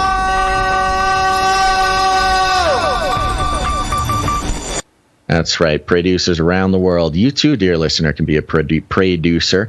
All you got to do is pray for us. Pray for the show. Pray for the producers. Just it's a great way to join the team. The doctors, the note continues, the doctors have discovered that my brother Dave has stage 2 through 4, still waiting on one more test for that decision, rectal cancer, and will start chemotherapy in 1 to 2 weeks. He's not in his normal hopeful spirits with this news. Thanks, Runk Smash. So sorry to hear this, Runk Smash. Yeah, of course, we've been keeping up with the updates you send in about Dave. And producers, keep Dave and Runk Smash on the prayer list. Certainly praying for peace and comfort and healing, all in the Lord's power and all in his will. Yeah. So producers around the world, get on it. Thank you very much, Runk Smash, for your support. Praying for Dave. Indeed. Next up, we got producer James M. Thank you, James M. Pocket full of sevens. And a note, oil is not a fossil fuel. It's the biggest conspiracy of all time. Sorry, flat earthers. God bless you all. Shalom. Thank you, James. Shots fired. Shots fired, flat earthers. Thank you very much, James M. Okay. Oh, my computer is frozen. There we go. Next up, we got Sir LX Protocol V2 Knight of the Berean Protocol with 74 episodes in a row.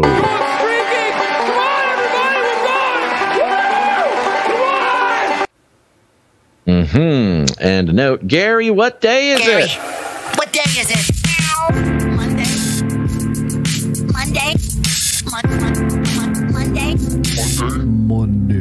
It's Monday. Thank you and have a blessed day. Thank you, Sir LX Protocol V2. Thank you. Let's see. Last on this list, we have Sir Darren, Night of the Hungry Pandas, 43 episodes in a row. Pocket full of sevens and fees, and he says, it's Monday. Sounds like somebody's got a case of the Mondays.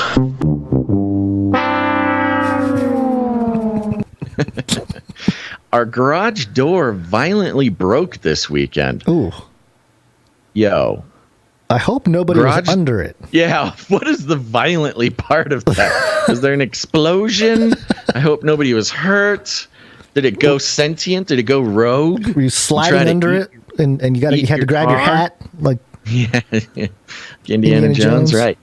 Says, please pray that it will be fixed and safe to use. Also, that it will not cost a small fortune to fix. Okay, we will pray that. We got the producers already on the speed dial here, and we're praying for Sir Darren's violent garage door disaster. Yeah. That gets fixed and is not expensive.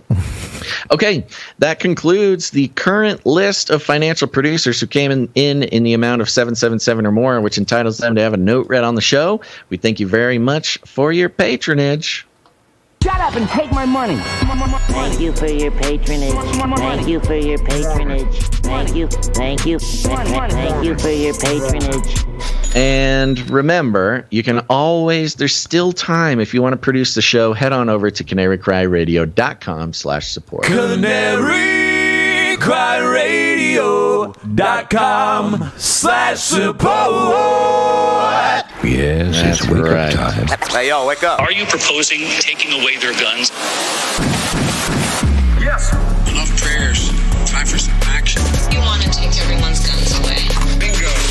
Enough prayers. Time for some action. We're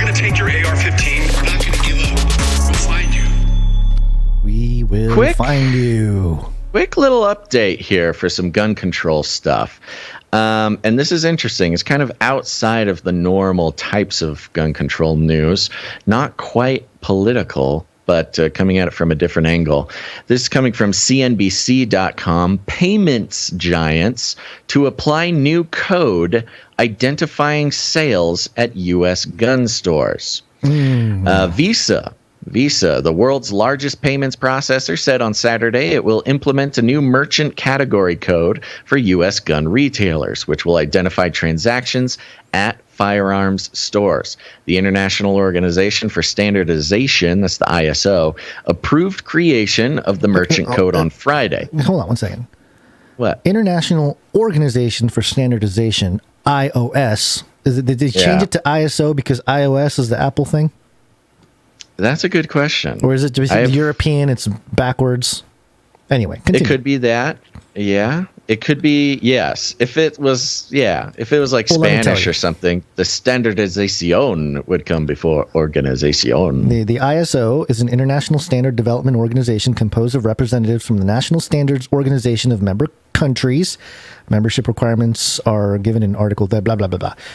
This was started in, 1926 as the International Federation of the National Standardizing Associations, which primarily focused on mechanical engineering.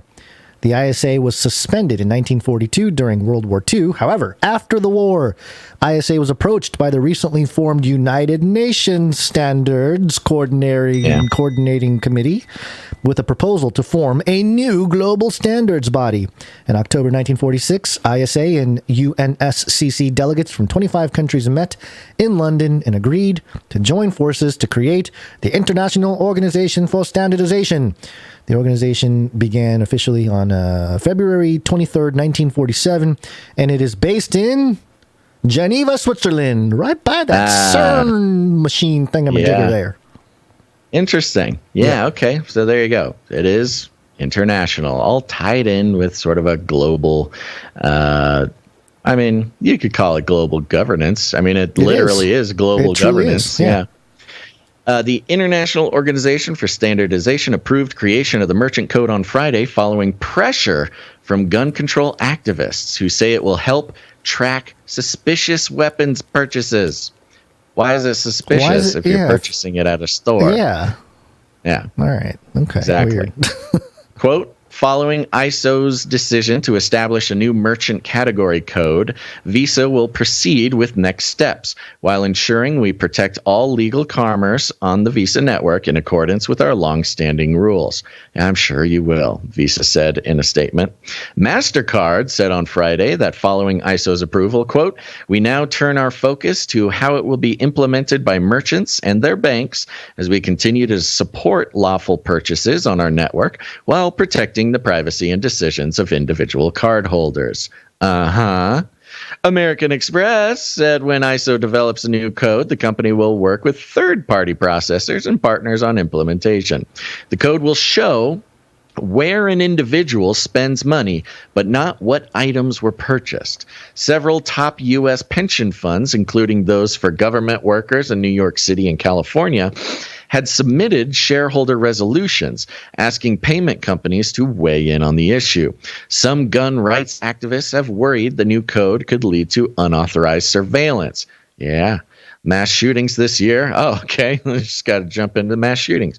Mass shootings this year, including at Texas Elementary School that killed 19 children and 2 teachers, have added to the long-running U.S. debate over gun control. U.S. President Joe Biden has called for Congress to pass an assault weapons ban, as well as $37 billion for crime prevention programs, with $13 billion to hire and train additional 100,000 police officers over the next 5 years. What happened to defund the police? Yeah.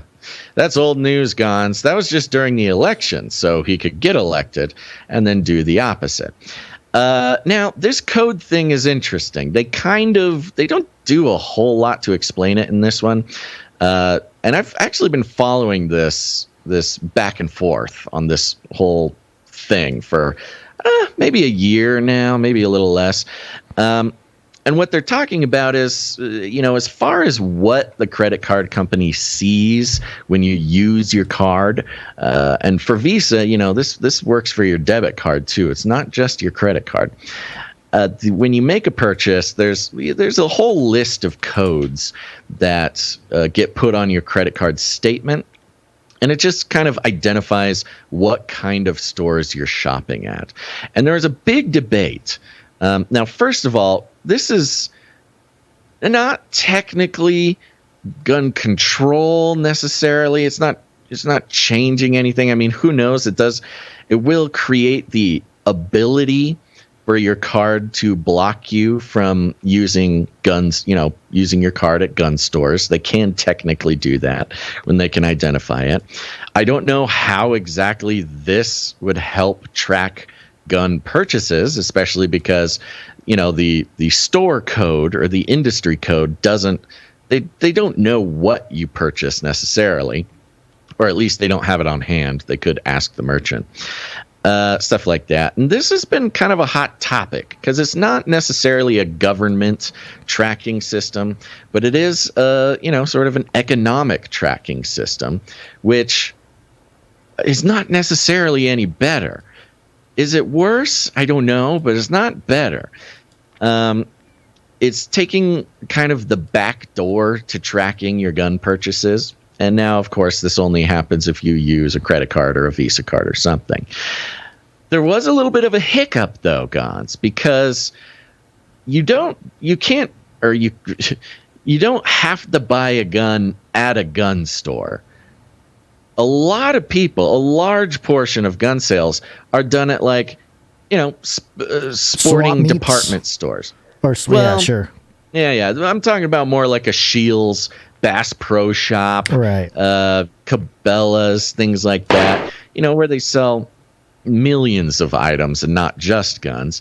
So those sporting goods stores have their own code, and so creating a new code just for gun stores really doesn't do a whole lot, except for cause trouble for small businesses. Most gun stores are small business gun stores. It's just these little independently owned things that are already, have to jump through so many hoops to do their business.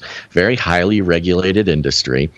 And the one of the bigger worries was, this is just gonna scare people away from using small business. Everybody's going to start going to the big sporting goods stores if they don't want this code showing up on their financial record. That's probably part of the idea too.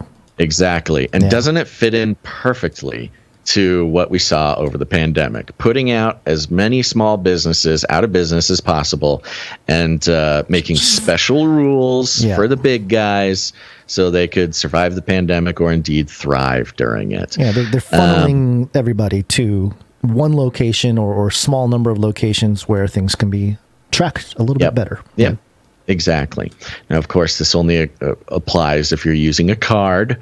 And, as far as cash transactions go, a good amount of cash transactions happens at these small stores. And it's, the annoying part of it is they love to ignore the fact that every gun sale has a background check and is extremely official at any store, whether it's a, Cabela's or a small gun store or whatever.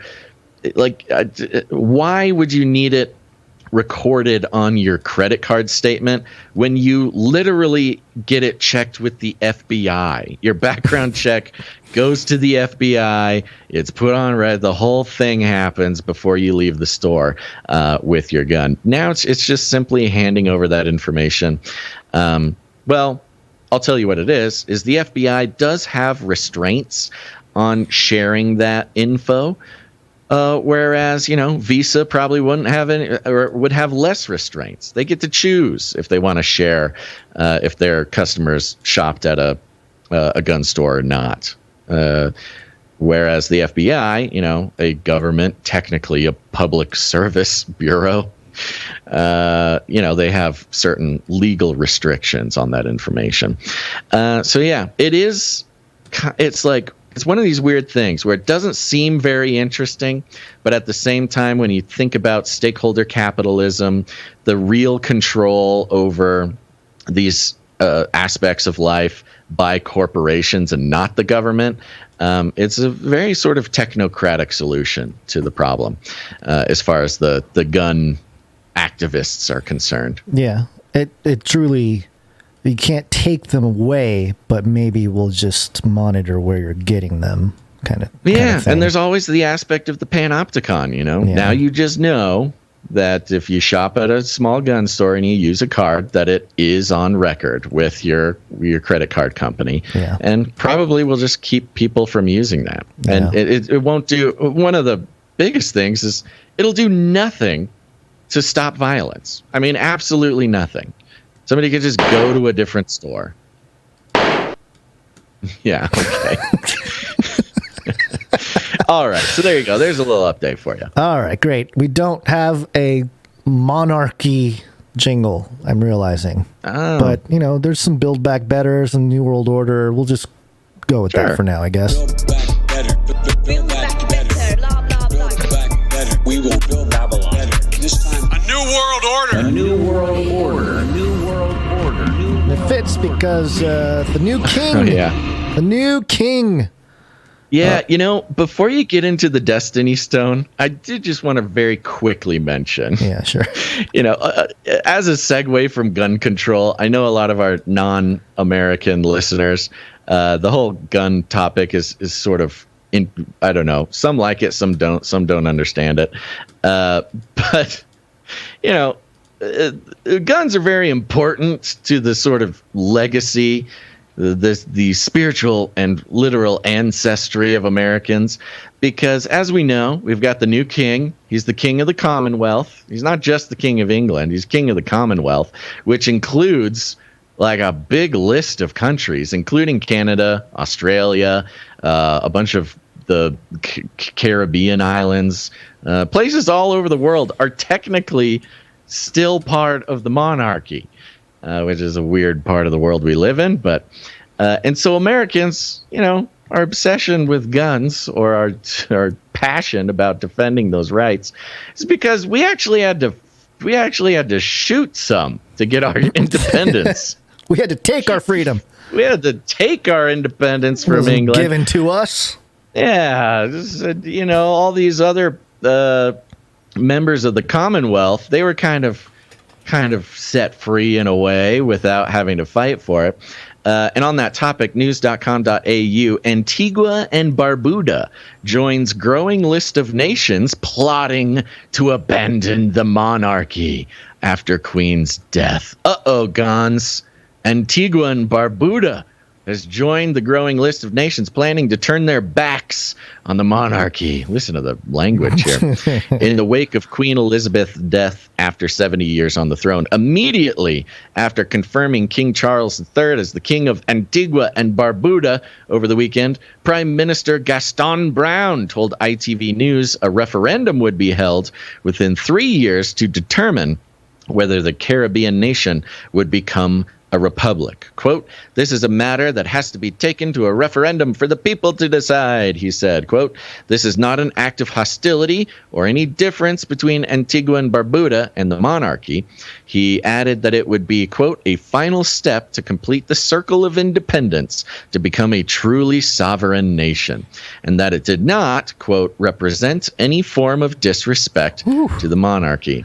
He's really hammering that point home right there. That's some weaving. Although the timing's interesting. Yeah, the timing is interesting. He's saying there's no hostility, but you had to wait until the Queen died. Yeah. However, it is far from an isolated case with a string of countries now poised to abandon King Charles. And it goes on and some other things. But, it's a different world. These countries can kind of just hold a vote to leave the Commonwealth. You know what? 200 years ago, we could not just hold a vote, Gons. We had to pick up arms. Jamaica on the list, too, planning to transition. Yeah, I think, I thought they were one of the ones that already did, but maybe, yeah. It's funny. It's like Canada, Australia, still under the monarchy, and then like a bunch of Caribbean islands. Yeah. And that's mainly it. Where was Epstein Island? In the Caribbean. Yeah, that's what I thought. Yeah. Yeah. Little St. John or whatever it is. Yeah. Anyways, so there you go. Okay. It's a different world, Gons. This is the New World Order. You don't is the New fight World Order to get out from under the monarch anymore. Well, they're creating, it feels like they're bringing up old stuff to create a new modern mythology. And kings and queens and monarchs do that, but more so with old rocks. Walesonline.co.uk. The headline here. What is the Stone of Destiny at King Charles III's coronation? The legendary history of the Scone Block. Stone of Destiny. I think that was in Avengers Infinity War. Yeah, there's all kinds of destiny. Little Avengers joke there for you. It's a good one. Yeah, okay. It went over my head. Yeah. The coronation of King Charles III will, like that of his mother Queen Elizabeth II 70 years ago, feature a historic block of stone with immense symbolic significance, especially to Scotland. So much so, it was once stolen from Westminster Cathedral by University of Glasgow students who were determined it should be returned to Scotland.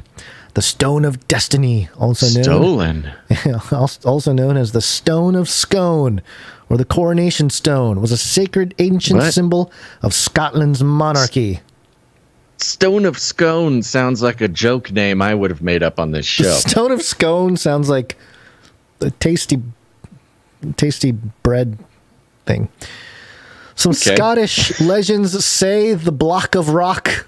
This guy really loves it. The Scottish legends say the block of rock is actually the biblical stone of Jacob from the book of Genesis.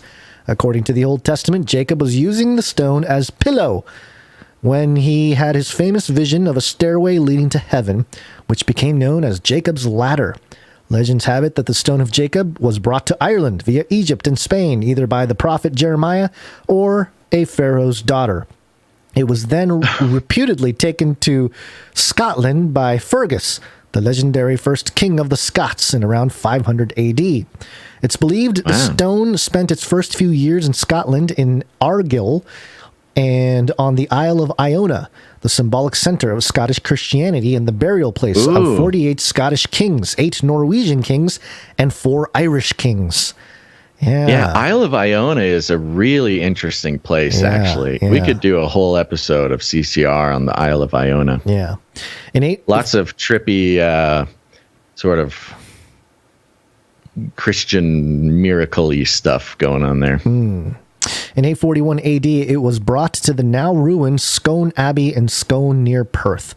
The red sandstone block was used for centuries in the inauguration of Scotland's kings until King Edward I seized the stone from the Scots in 1296 during the First Scottish War of Independence. Edward Longshanks had it built. I like that name. Edward Longshanks. Had it built into Longbottom. It's in parentheses, so I think it's a nickname. Had it built into a new throne at Westminster. Since then, it has been used in the coronation ceremonies of all the monarchs of England and then the United Kingdom. It was finally officially returned to Scotland a quarter of a century ago. However, it was unofficially returned to Scotland by nationalist students in the 1950s. Who audaciously liberated it from Westminster Abbey on Christmas Day in 1950. Man, sounds like terrorism. Sounds like maybe some setup for maybe some Christian nationalism stuff. Yeah, just looking back at history. It will now return to London for the coronation of King Charles III in line with an agreement with the people of Scotland. The stone will be transported from its present home in Edinburgh Castle to the Abbey in London in time for the ceremonial crowning of the new monarch. The last time it was used for such a function was in 1953 for the crowning of the new king's mother, who died on Thursday in Balmoral, Scotland. And they have a picture of this throne. I gotta tell you, Basil, it is a mighty throne. It's pretty interesting. Yeah, I was trying to figure out how they would make a throne out of the rock. Basically, they built a big throne chair thing, and the rock is like on a little shelf underneath where you would sit underneath the butt part. The butt part. It's being held up by 4 lions. Yeah, 4 lions. Historic Environment Scotland this week confirmed that the historic stone would make the 500-mile journey, heading south for a third time. Spokesman said the Stone of Destiny would go to the Abbey reading for the coronation, and then it would be returned to Scotland, where it is usually on display in the castle's crown room, along with other historic items. The coarse-grained pinkish buff sandstone was returned to Scotland on St. Andrew's Day in November 1996 after years of campaigning and one audacious theft. On Christmas Day 1954, Scottish students took the stone, and 3 months later it turned up at the altar of Arbroath Abbey. Once the police found out about it, the stone was returned to Westminster. The story of the theft of the Stone of Destiny by Glasgow University students was made into a film in 2008. Great. Thanks. That's a pretty epic senior project. I know. Oh yeah, you get a movie made out of it too. So yeah, what's your senior project? Oh, I'm gonna steal the Stone of Destiny from the Queen of England. It belongs to the Scots. 1950 would have been the King of England at that time. So there you go. That's the Stone of Destiny making its rounds again, and I'm sure King Charles III gets his superpowers because he'll touch the stone or something. I don't know. Well, that is one thing really fascinating to me about the monarchy, and one piece of, I think, sort of culture that held over to America in a way. Mm-hmm. And that is the sort of ritualistic, almost occult obsession. Yeah, with straight up with artifacts. Yeah, tradition is one thing, but I would be curious to read about why. What is does it imbue some sort of power? Is it considered purely symbolic? I mean, I'm sure it's a little bit of both, depending on who you talk to. If it gives you the ability to open up stairways to heaven, I mean, hey, yeah, it's very Tower of Babelish. That's part of the Isle of Iona. Apparently, there's this really big staircase. It's one of these. Did you watch I believe it was The Last Jedi, Star Wars: The Last Jedi? Yes. Oh, where I know what you're talking about. Luke Skywalker is in exile or something, is hiding on that weird island. Mm-hmm. They filmed that on the Isle of Iona. So that is the island. And apparently a lot of Christians believe it's a very holy place. And there's some stories of, I forget who it is, some saint was at that island and basically had... I'm sorry? Saint Luke? St. Luke, yeah, who knows? Apparently that island is like a sacred spot where there was like a Jacob's Ladder type of thing that went on with some medieval saint or something. And a lot of people think that, there is like a Jacob's Ladder thing there. You can go up and down. Interesting. And that's why which gave... the fact that Luke Skywalker, the Last Jedi, sort of exiling himself there. The Last Jedi, the movie, it was more than any other film. It endeavored to sort of explain Jedi-ness as its religion rather than just sort of like space wizards. Right. So they really hammered home this thing where Luke went to this sort of holy site and was hiding out there. That's where the last books of the Jedi are. I'm trying to find a way to tie that into something, and I cannot do it. But if you watch that movie, that's the Isle of Iona. Very interesting place. Well, farewell to the Queen, but her hive mind lives. Collective consciousness. Whee! This one, Gons. This one was just a little bit of fun here. Rolling Stone magazine. Queen Elizabeth II's bees have been informed of her death. The bees, Gons. You got to tell the bees. Going, again, exploring sort of the very fascinating traditions of the monarchy. The hives of bees that reside within the gardens of Buckingham Palace have been informed of Queen Elizabeth II's death. In keeping with one of the stranger traditions, Connected to the British royal family, the palace's official beekeeper broke the news of Her Majesty's death at the age of 96 to the roughly 30,000 bees currently on the grounds, with the royal beekeeper also tying black ribbons around the hives in memory of Queen Elizabeth II. And for you Californians out there, that is the Queen's fish collection. There you go. Come on. That's a good one. Yeah. John Chappell, who has been the royal beekeeper for 15 years, told the Daily Mail Friday that he was also tasked with informing the bees that King Charles III is their, quote, new master, and that they should treat him well. I wonder if this is like some weird royal virtue signaling to the nations that accept King Charles, or like a threat. Well, see, you can't help but like make that connection, can you?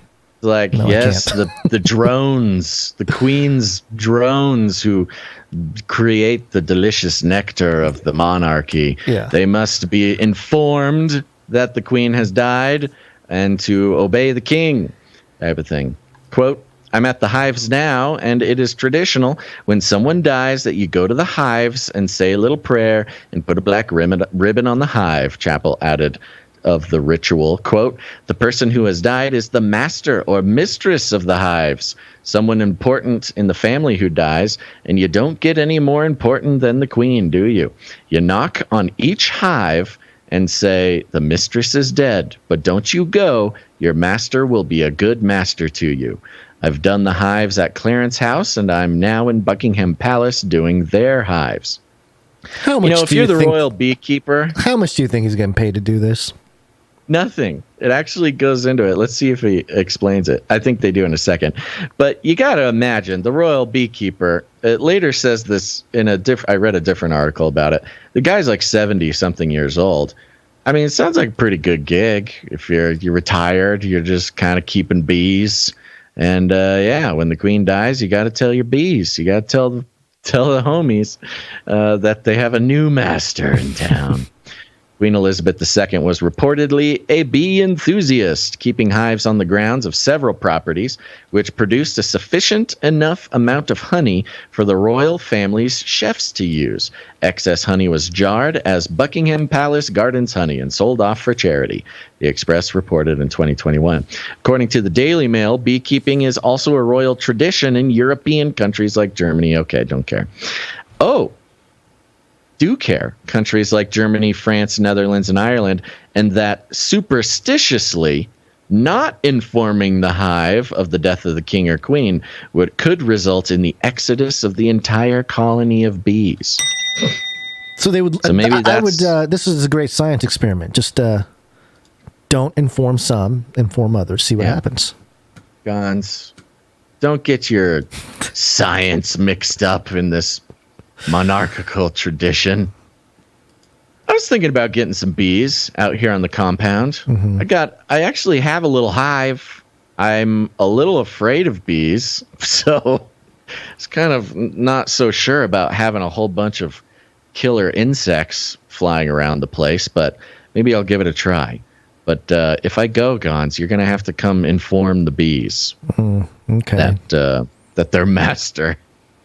So this article didn't get into how much he makes. How much I don't does he make? think it's very much. The bees? Oh, the man? No, the guy. Oh, it's nothing. It's like a volunteer thing. I mean, he's like housed. He's housed, you know, they like take care of him. Yeah. Wow, that doesn't sound like a slave at all. Guy he's the bee master. Mm-hmm. I wonder if I started making honey. See, the problem is I don't eat that much honey. Maybe I'd have to start putting. You just need to jar it and give it to our supply droppers. I was going to say exactly. Basil's honey hives, jar of local honey, compound apocalypse honey. Will go into the supply drop. Have you eaten a honeycomb? Yes, they're delicious. Have you eaten honeycomb covered in chocolate? No, that's bougie, Gons. Why? Dreams. You're one of those fancy lads, huh?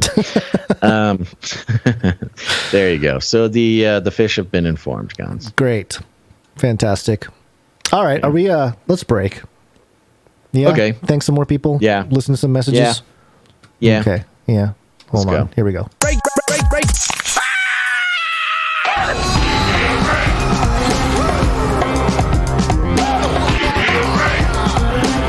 It's time for a break. Let's start off with the speak pipe. Okay. Please leave a message after the tone. At the tone, please record your message. Leave a message. Beep. Message. Head on over to canarycrynewstalk.com. You'll see a green tab on the bottom or the right-hand side. Click on that, and you can leave us a message. That's right. You're giving us permission to play the message, but it's not guaranteed. What do we got? We got a couple messages. I'm realizing I did not listen to this one before, which could be problematic, but probably not. We'll see. It's from Gabby L. I know she's doing a meetup. I'm wondering if that's what it's about.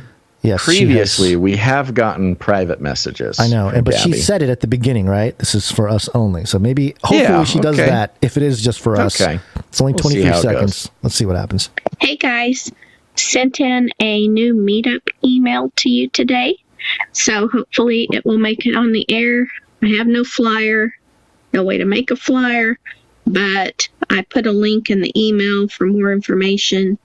And hope that this one will take off. This is Gabby L. Talk to y'all later. Bye-bye.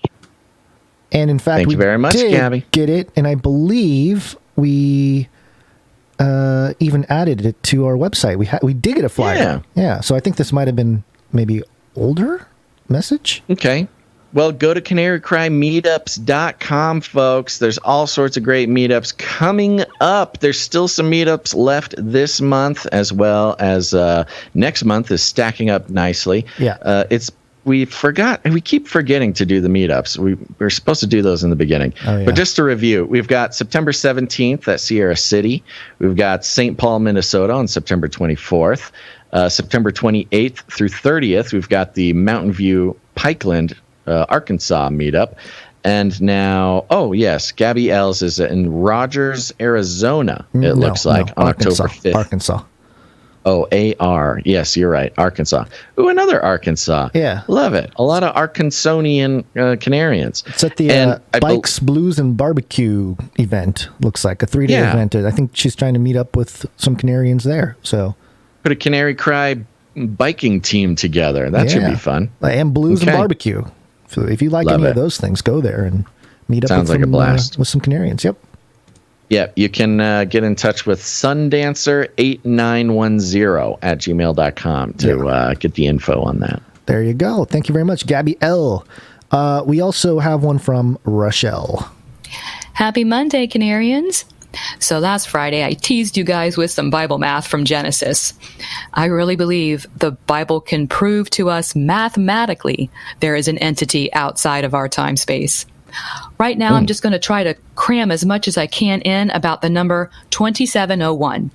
So if you add up the gematria values for the letters in Genesis 1:1, you get 2701, which, just so you know, is the 73rd triangle number. It is a perfect triangle. It's 37 times 73, the 37th hexagonal number. 37 is a hexagonal number. There are 7 words in Genesis 1:1, and they have altogether 28 letters. It just so happens that 28 is the 7th triangle number. Now, just for fun, if you take 2701 and flip it, the mirror version, 2701 plus 1072, you get 3773. I know, how fun. And this is the only perfect triangle whose perimeter equals a perfect cubed number. So if you add up the perimeter, you get 216, which is 6 times 6 times 6. And I'm out of time, guys. Just know this is so awesome. Stay strong for Jesus. Thank you, Rochelle. Very interesting. I feel like I need a diagram, a visual to go along with it. I was just going to say that. Yeah. some visuals or maybe an index of terms here. A lot of terms being thrown around, but always very interesting. Thank you very much, good. Rochelle. Thank you, Rochelle. And that's it for the messages for today. That does it. Yep. Okay. Well, remember, you can go ahead and leave us a message over there at the website, canarycrynewstalk.com. And we got a few more people to thank here. Just a quick little list of people who came in under the 777 cutoff. And I will thank them now, starting with Gail M. on a 169 episode streak. Women rule. Thank you, Gail M. Right. We also have Veronica D. on a 169 episode streak. Women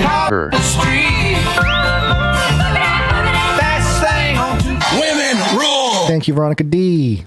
Got Sir Casey the Shield Knight, 204 episodes in a row. Oh, he is a streak setter. 204. And then we've got Sir Scott Knight of Truth, 193 episodes in a row.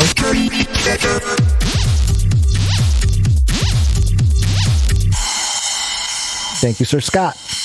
Indeed. Thank you very much, Sir Scott. And I believe that completes our list of financial producers for today. Thank you guys so much. Thank you. Thank you for your patronage. Are we doing knighthood? Yeah, we've got a knighthood today. Yeah. Yay. Okay, so let's do this here. Hold on. Let me find my... There's just stuff going on here. There's got much stuff going on here. Oh, gosh. Got so much stuff going on. Yeah, you got your thing? Got so much stuff going on here, Gons. Yeah, here's my thing. Oh, man. Okay. Good. Your thing is shiny. Yeah, I just polished it. Yeah, I got my thing here. Okay, we want to call up Marty B to the Canary Cry Roundtable of Knights and Dames. Please step forward. It's where we have a seat for you. Thanks to your generous support in the amount of $1,000 or more, we are proud to pronounce you Sir Marty B, Knight of the Base. Please join us. The Canary Cry Roundtable, where we have the belt of truthful truthiness, the breastplate of righteousness, custom fit Birkenstocks to carry forth the gospel of peace, the shield of ferocious faith, the helmet of substantiating salvation, the supernatural sword of the spirit, and of course, adorable samurai babies, infinitely cute kitties for cuddling. And if you're hungry, we have fancy feast, wet food, carved Cosmo, the crisper cow, and fried wormicorns. Welcome to the Canary Cry Roundtable of Knights and Dames, Sir Marty B, Knight.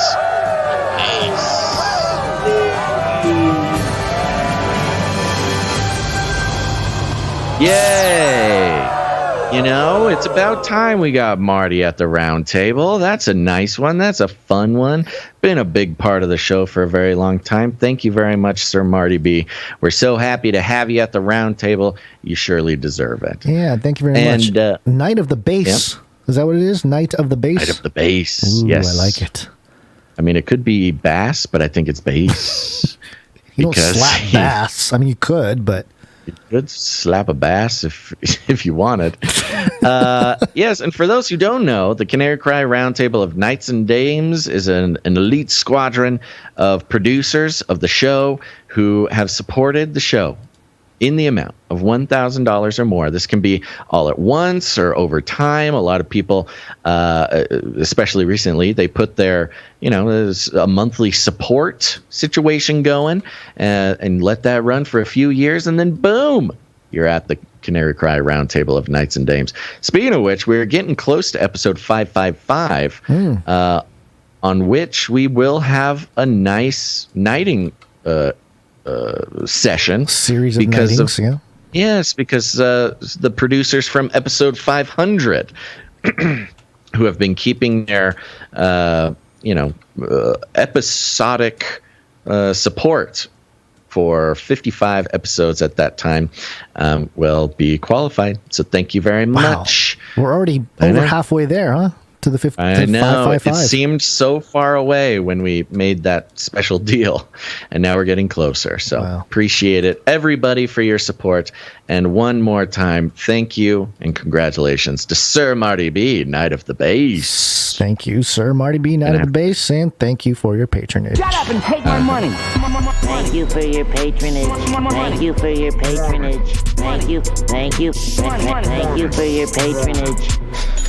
Let's wake up, but what are we doing? Are we saying bye to YouTube? Are we going to just keep him around? Because this is controversial, man. We got some controversial stuff here. Let me look. You're cutting out.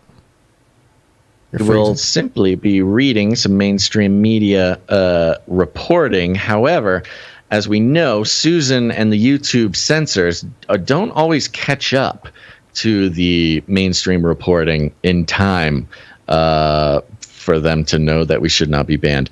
I'm looking at one of our sources. I think we're going to need to say goodbye to YouTube. No. I know. I don't like it either, because so much of the YouTube audience, they just don't bother to go to the Discord or somewhere else to watch the show. But remember, if you go to canarycry.party, you'll be able to watch the rest of the show on Rumble, I believe on Odyssey, and DLive is the best place to go if you want your chat to make it onto the stream. I'm going to go ahead and post the DLive link in the chat there for quick and easy transition for people. And other than that, what follows is too hot for YouTube, my friends. Farewell. Okay, it's happening. Everybody stay calm. Everybody stay calm. What's the procedure? Go to Twitch, Rumble, Odyssey, Twitter, Facebook, whatever it is. You can find all those links at canarycry.party as well. Bye.